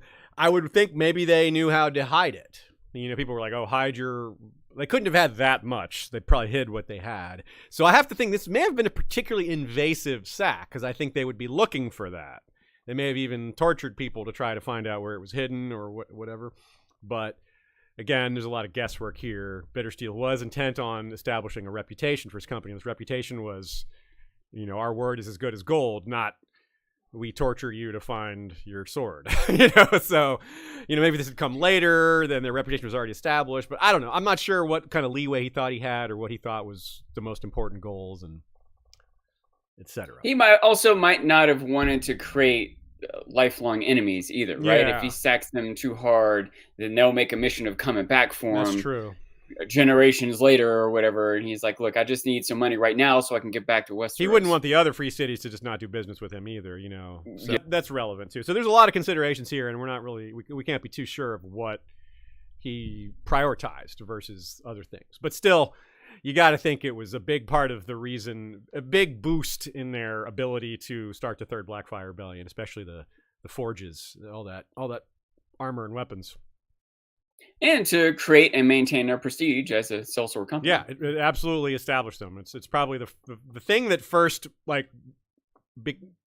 was a big news item about them, like the first thing that spread, other than the fact that they maybe existed in the first place. So this place is called the City of Sorcerers. Let's talk about why. It's not entirely clear other than the Valyrian steel stuff, but let's get started here with a quote. In folklore, even as far as Westeros, Qohor is sometimes known as the City of Sorcerers, for it is widely believed that the dark arts are practiced here even to this day. Divination, blood magic, and necromancy are whispered of, though such reports can seldom be proved. One truth remains undisputed, however. The dark god of Cohor, the deity known as the Black Goat, demands daily blood sacrifice.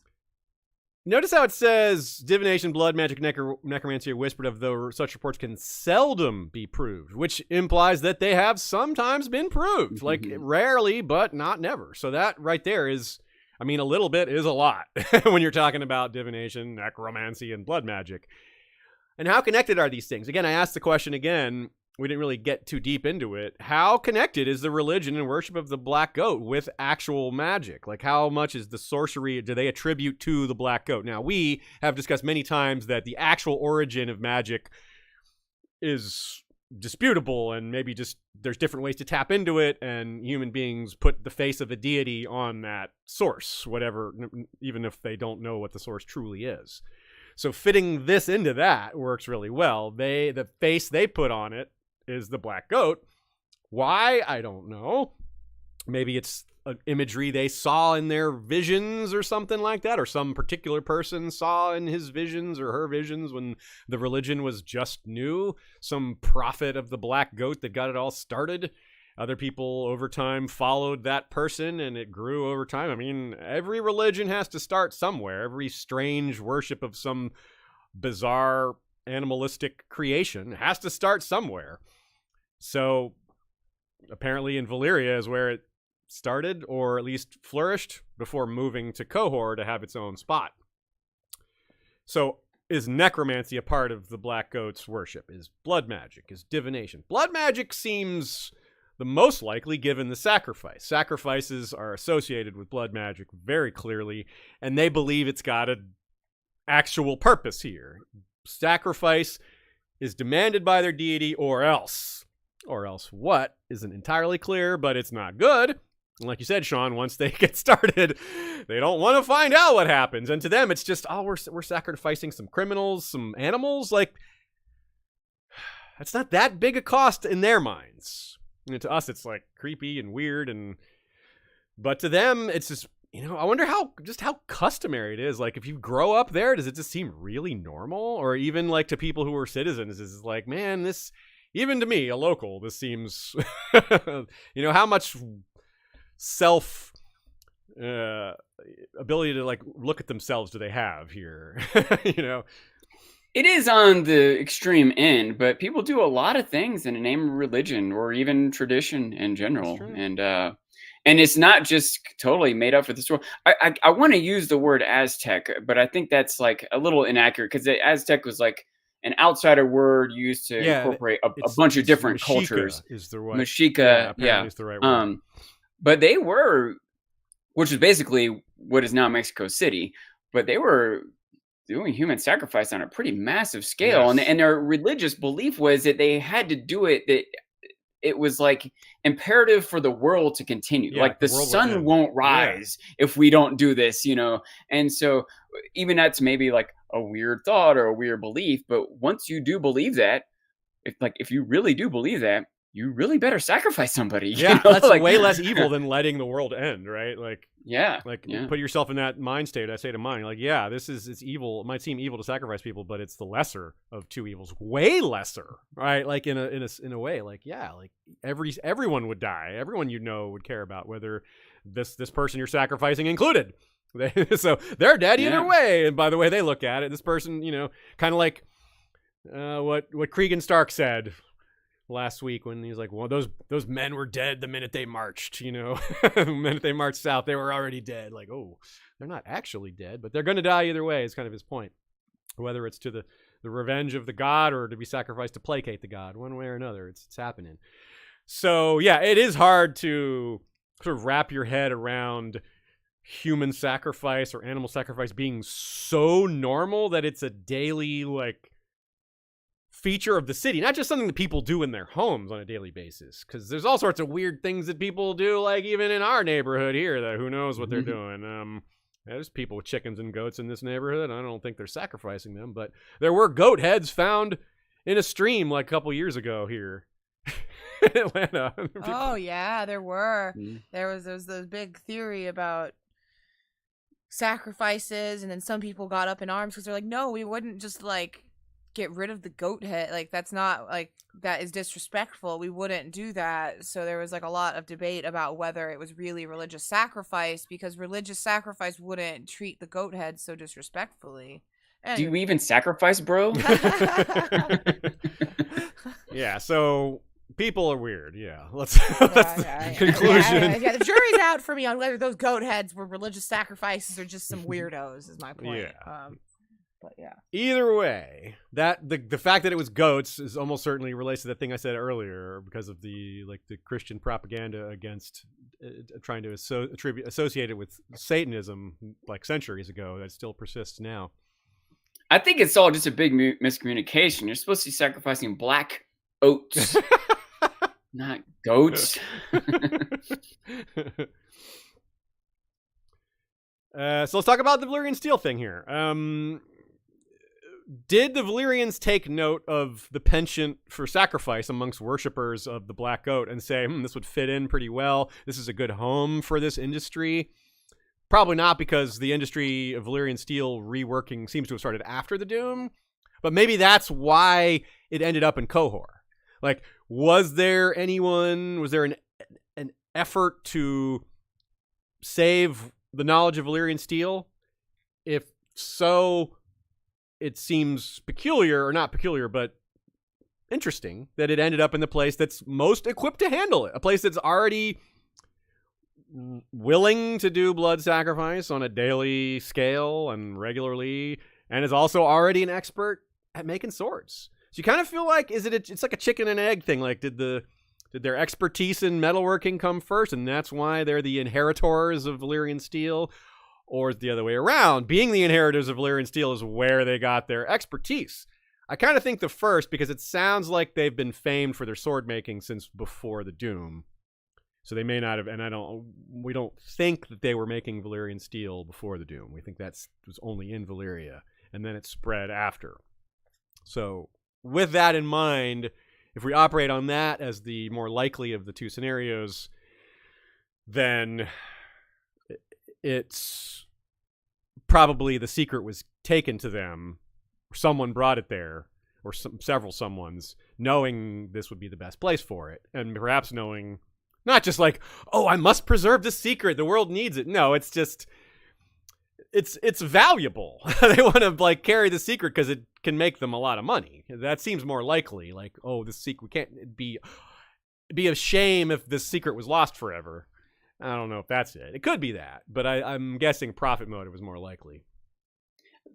Maybe slightly less cynical, though still very cynical. They may also not want it to fall into the wrong hands. Like, they know it requires a sacrifice, and on some level, maybe they have some reverence for this sacrifice that they wouldn't trust other people to have. That other people might just do this for profit motive, but we're doing it for the art of it, or for our religion, or etc. Something that is not a reason that wouldn't hold up under scrutiny, but they tell themselves this. Yeah. Yeah, like it's something that they convince themselves with. That makes sense. I totally could see that. Here's a quote that refers to their quality and gets us into this topic a little more. Qohoric swords, knives, and armor are superior to even the best castle-forged steel of Westeros, and the city smiths have perfected the art of infusing deep color into the metals of their work, producing armor and weaponry of lasting beauty. Only here, in all the world, has the art of reworking Valyrian steel been preserved, its secrets jealously guarded. Lots of places claim to have the best forges, but Cohor seems to have them actually all beat. Seems to be the evidence says that they are actually number one. Nina agrees with my suspicion that they became the inheritors of Valyrian steel because they already had the skill, that it seems to be that seems to have been in place first. The actually quality of metal, they were actually good at it before the magic became a factor.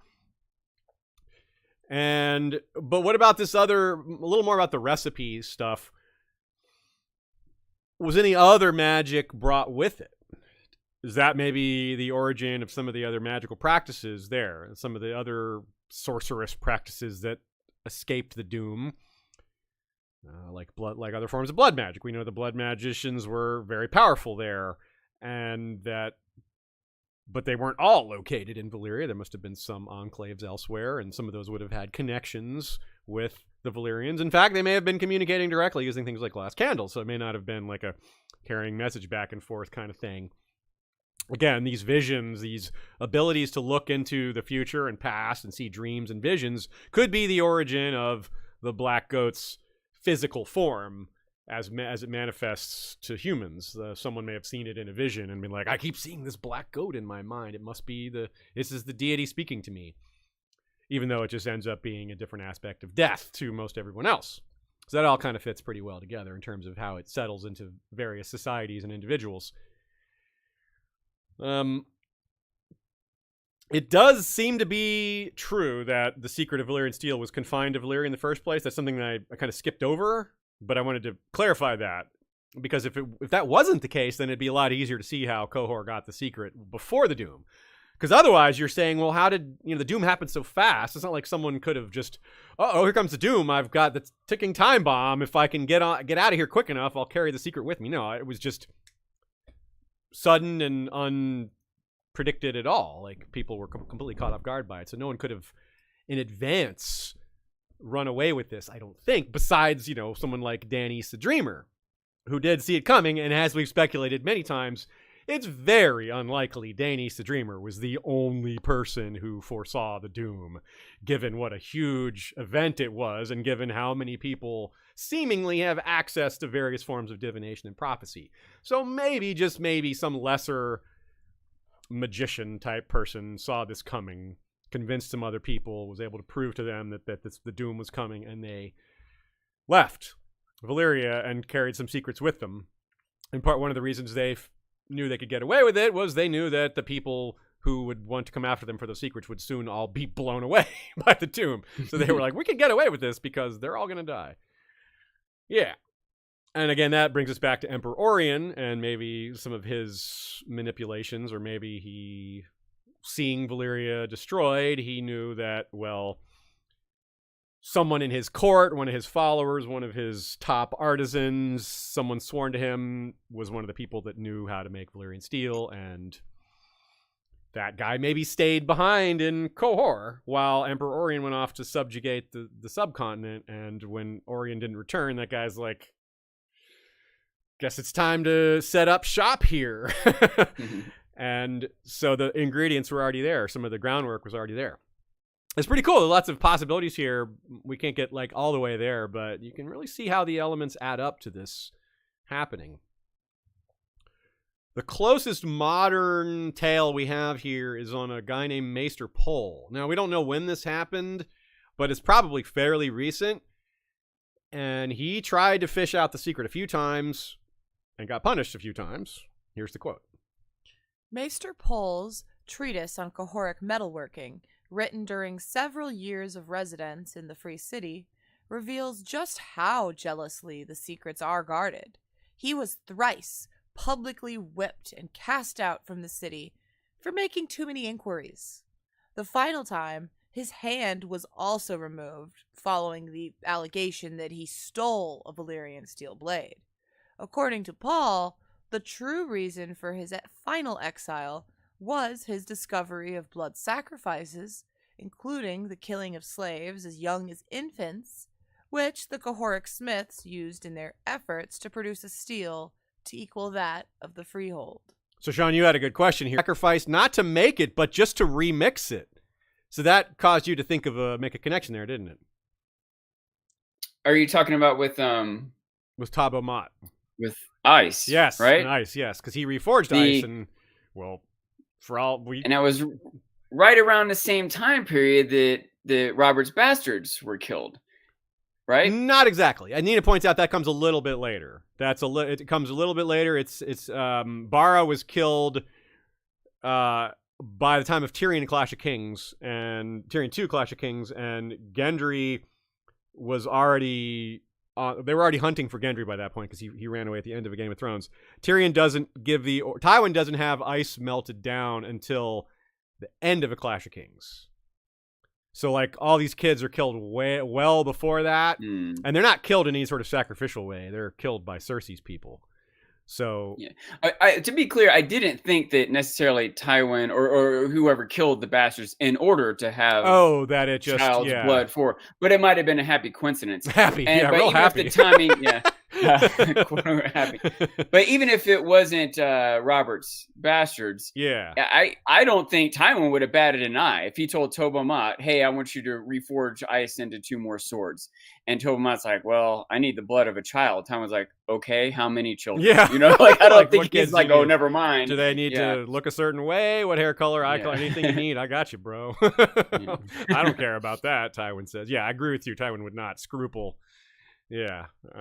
And I don't, maybe just another factor to consider that doesn't necessarily prove anything, but didn't those blades have a red tint to them? They did, and he was like other confused. Valyrian blades don't necessarily have red tints, and even if blood magic was used, but maybe this is reforging. Maybe Valyrian blades aren't reforged, or maybe Toba Mott's not as good, or he got teenager's blood instead of baby's blood. You know, like I could just think of all kinds of reasons why maybe it's a little different, but I still can't help but have these different pieces come together to feel like George is hinting at least at the idea. Yeah, it is peculiar was used here. because so let's review what actually happens. He brings the swords to Tywin and he's like, "I'm sorry, I can't get them the Lannister red that you want. Every time I do it, it just gets darker." And he's like, this Valyrian steel, it's kind of got, will of its own, this dark sorcery kind of, he's like, he refers to spells that he uses to make the color, which is probably just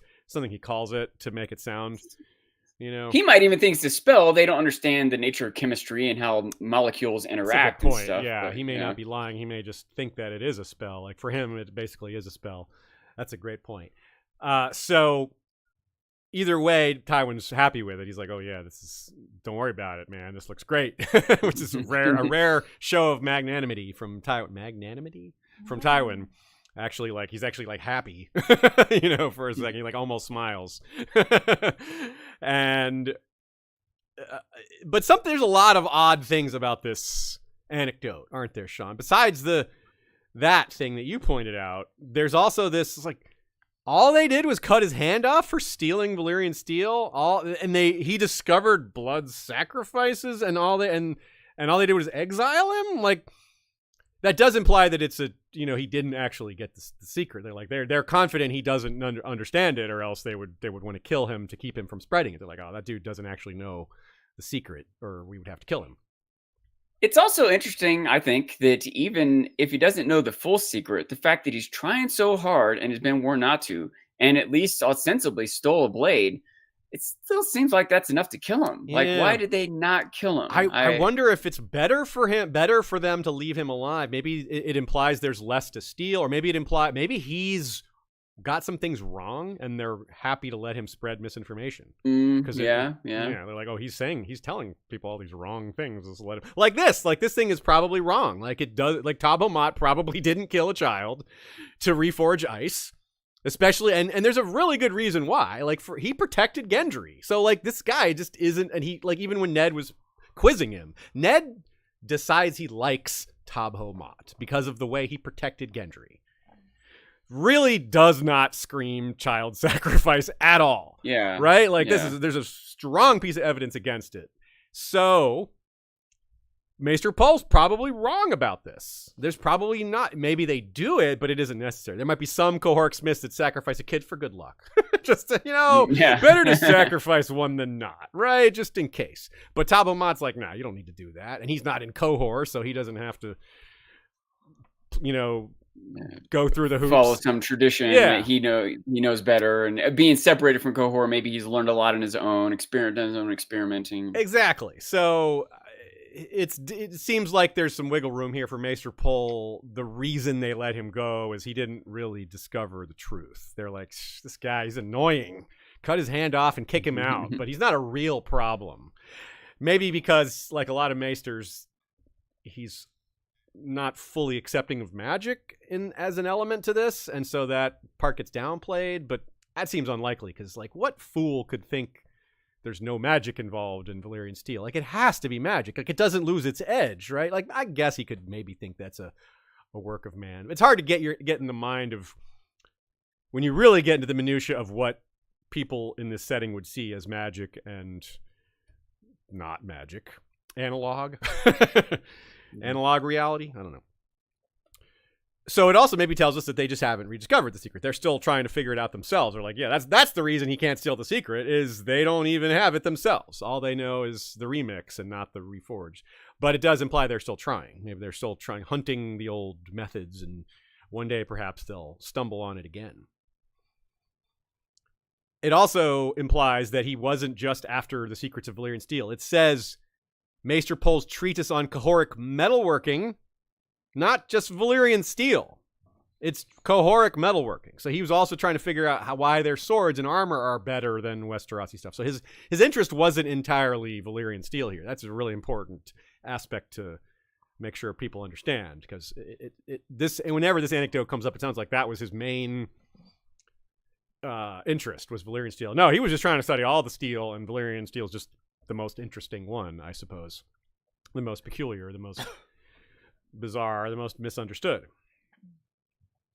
So moving on to the other forms of magic, or returning to them anyway. Yeah, Valyrian steel and blood magic, you can see how that's related. Especially if you take it back even farther and get into the tales of, like, Nissa, Forging of Lightbringer, which sounds like there was blood magic there. You got someone jamming a sword in someone's heart to make the sword work. And before that, you tried the heart of a lion. That's pretty blood magic-y. Dawn. Similar qualities to it, but pale white instead of, dark, which maybe implies there was no sacrifice used to create it. It's wholesome, unlike Valyrian steel.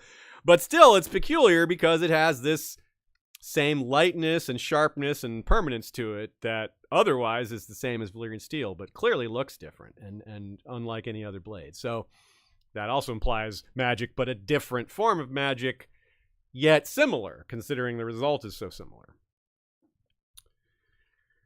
Nefarious magical purposes outside of blood magic. We talked about the supply of different types of animals that might be relevant, like certain animals produce different results in blood magic. I don't know how this stuff works. A toad at, the heart of wings of a bat, eye of newt, all that sort of stuff, right?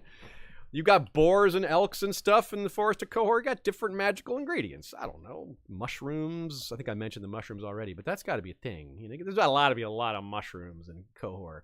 And mushrooms and religion and magic go together because people get into trances, and maybe it was mushrooms that led to someone to perceiving the black goat the first time. Maybe that's how H.P. Lovecraft perceived it. Divination, though, in general, there's lots of forms of divination. I wonder what their artisanal crafts. I wonder if they've ever made glass candles there, or if that was purely a Valyrian only thing, because we're pretty far from the volcanoes, and now, it's frozen fire. On one hand, they're so good with forges and flame in general and the controlling of fire. On the other hand, that magic source may require the volcanoes as like a hinge of the power. I don't know. Still pretty cool. Necromancy. What about that? I could kind of see it working better there than in other places because it's colder. So decomposition would take longer, and when you're working with dead bodies, decomposition seems like that's a relevant thing to have to deal with. Don't you know anything about necromancy, Z's? No. The more decomposition, the better. Oh, okay. So I want more decomposition. Okay. So, say I take it all back. This is a terrible place for necromancy. I don't know. You don't want them to be barely necro. We want them to be fully necro. I was going to say, is it possible this is just all about the necks of crows? It's like necromancy. Why is it all mancy? Isn't there any necrowomancy?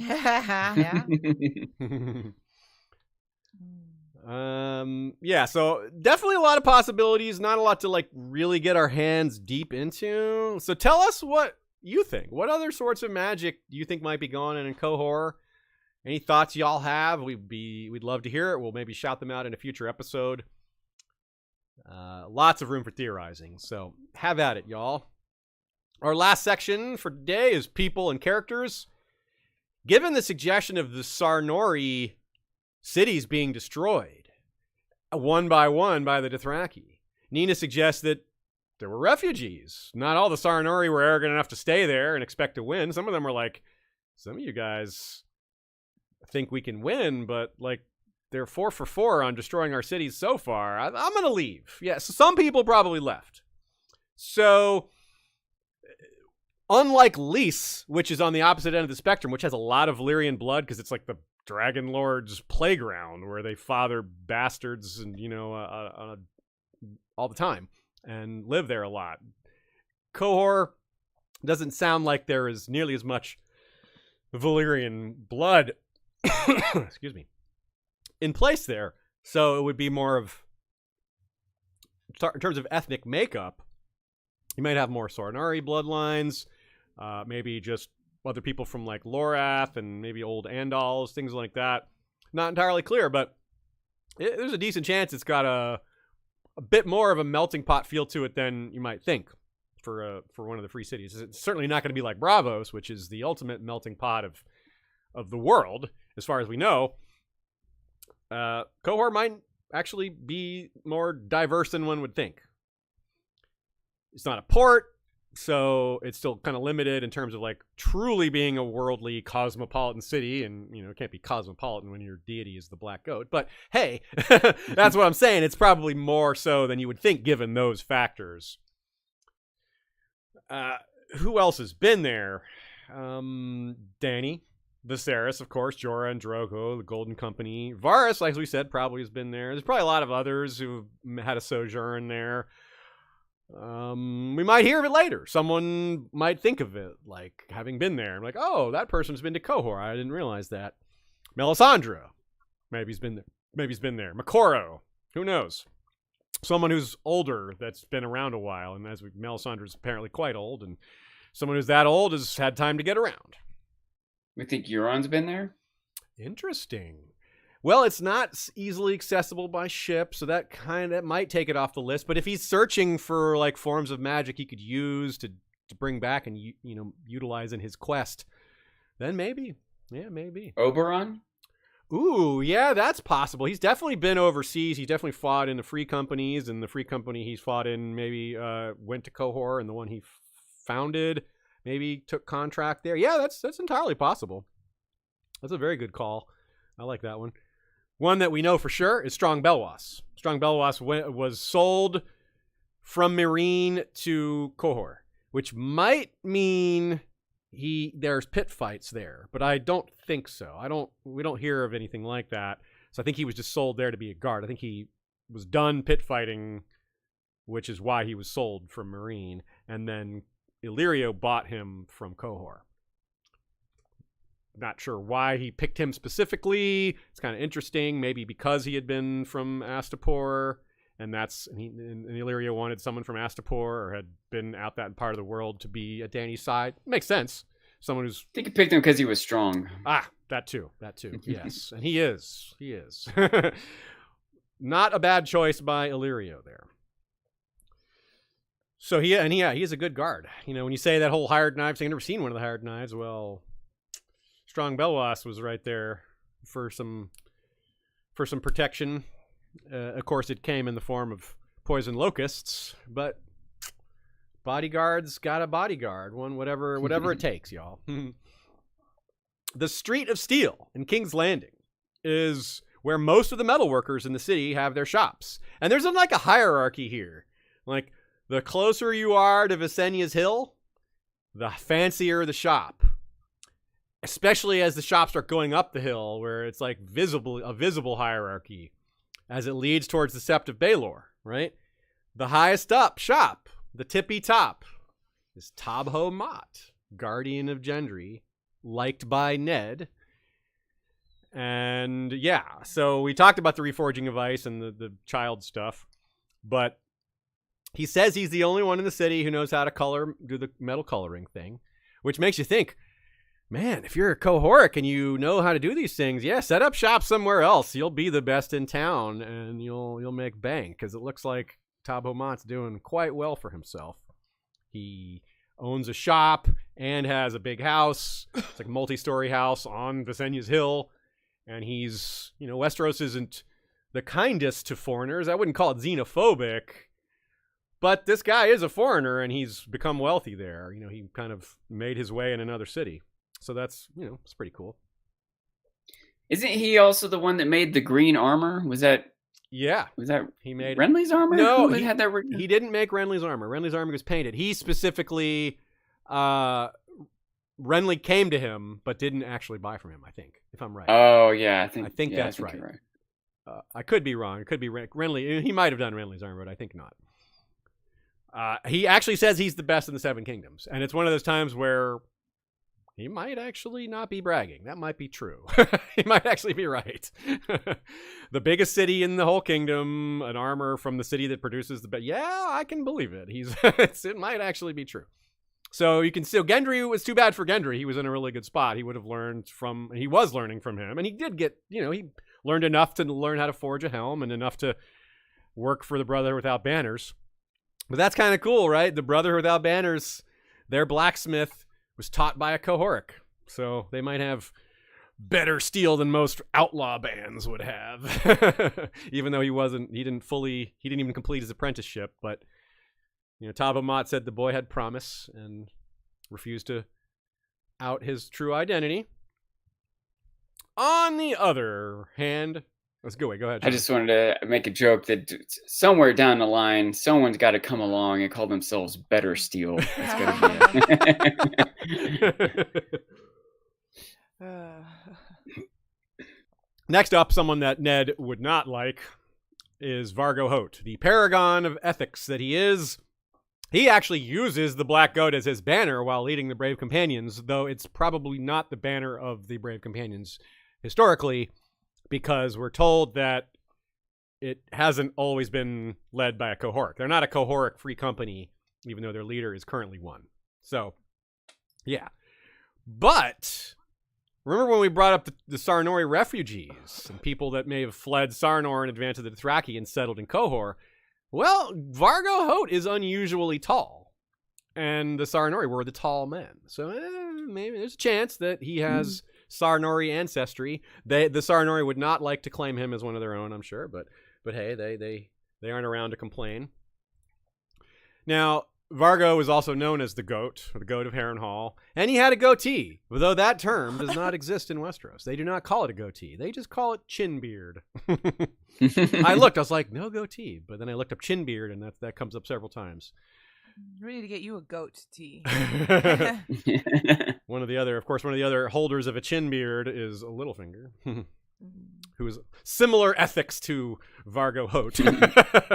I don't know that Vargo Hoat's ending, that Littlefinger will have the ending of Vargo Hoat, who had one of the worst endings of all. Slowly dismembered by Gregor. And I would point out that that type of facial hair is often associated with the devil, just like the goat. Oh yeah, yes. Right? So, who has not seen art of like Satan, of the devil, with like a little chin beard, a little goatee thing? That's true. It's never a full beard for him. Jaime had Jasmine Peckledon throw Vargo's head, his coat, Vargo Hoat's coat, made of goat. I think we have the makings of a really fun limerick here. Yes, in the boat, Vargo Hoat's coat was made of goat. Floating on the moat. Okay, we'll come back next week with a little rhyme about Vargo Hoat. That we wrote. Yeah, I love that. Okay, we're cooking with not gas, but goat fat.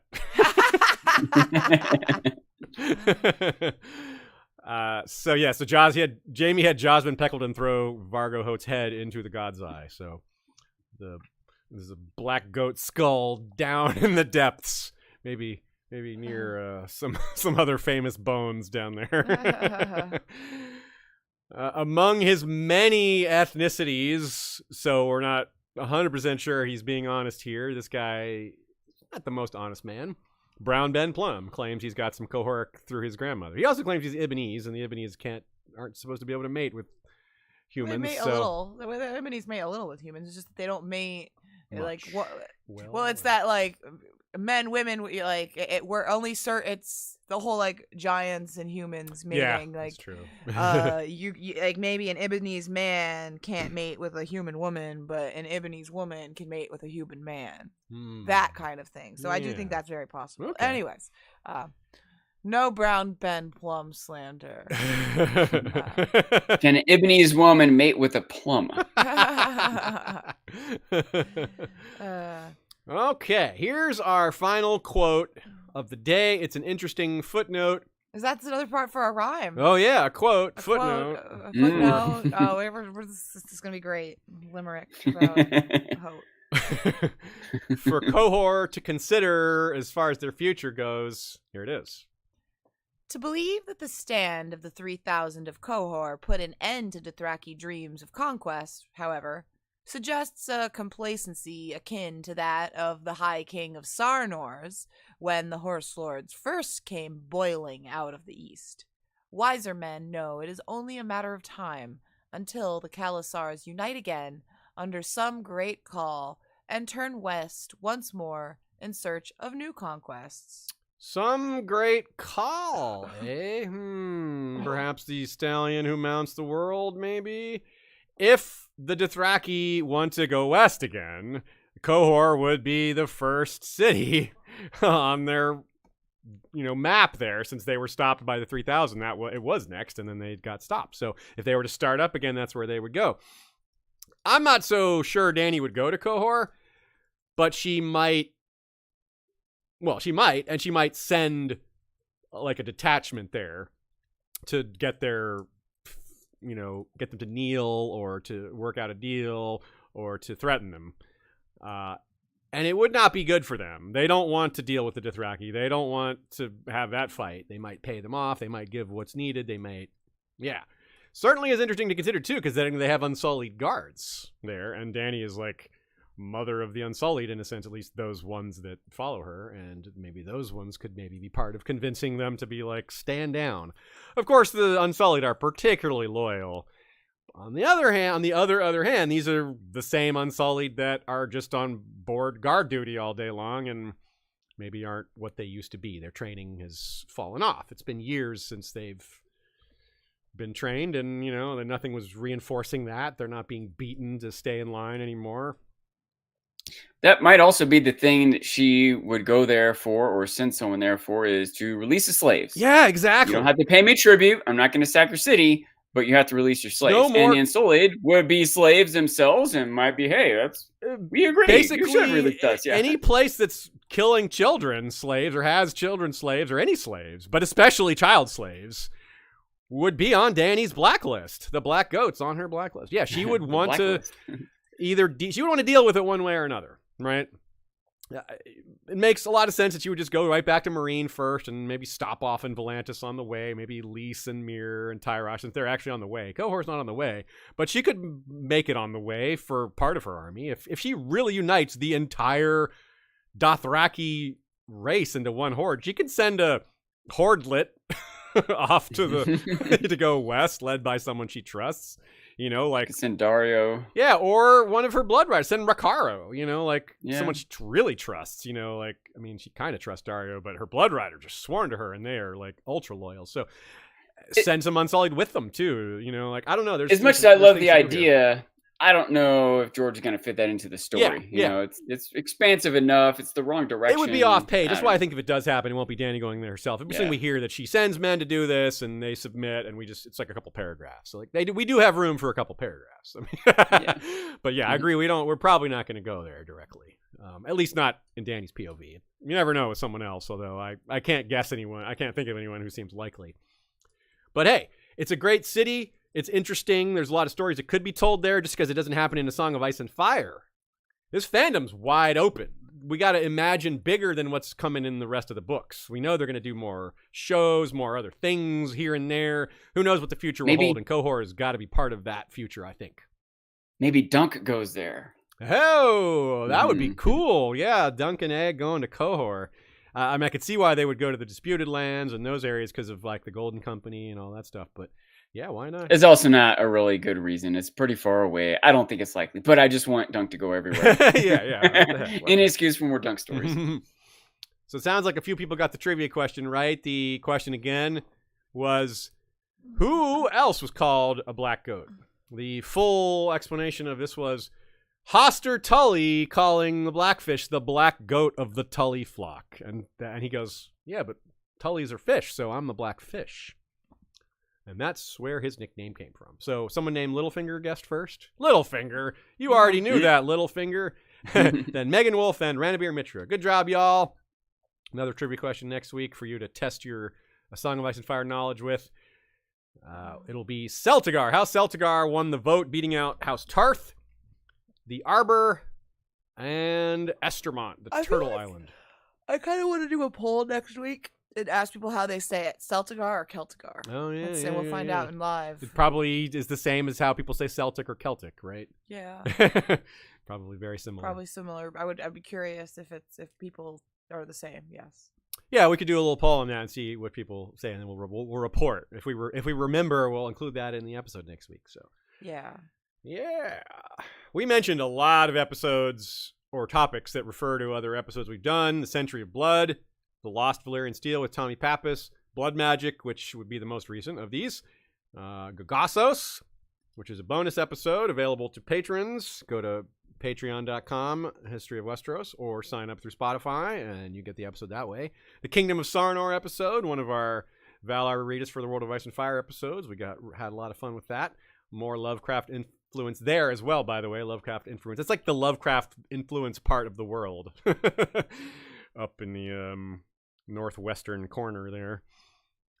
So thanks, y'all, those of you who are already patrons or Spotify subscribers, or those of you who donate through our website. There is a third option there. You can just send a one-time donation. Thanks to Nina for her great notes. The idea of the Sarnori refugees, for example, moving to Cohor was her idea, among many other things, but I particularly like that call, so I'll shout it out again. Also, Joey, Jesse, and Bran, thanks to y'all for the music, the intros, and outros, and Michael Klarfeld, of course, who's got his hand in intro, outros, as well as these awesome maps you see behind us. I referred to his maps all the time, especially at these world-building episodes, and I'm trying to look up what the geography is and remember what's nearby, what their trade partners probably are or were. This map in particular is awesome because it has all the ruins of the Dothraki cities with its original, with the Dothraki names written on there and all that. It's really good. Oh, we got a nice little poem from Juliet to send us off, too. Okay. I like it a lot.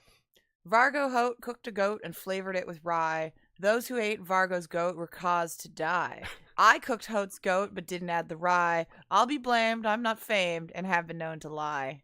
It's real fun. Love it, Juliet. Bravo. That's awesome. Good job. Applause Juliet. for you. Yeah, the trivia question was almost who ate the flesh of Vargo Hoat. I was working on one myself. I'll even listen to you. I was like, I wanted to write. I was like, a quote I wrote about that renowned goat, Vargo Hoat.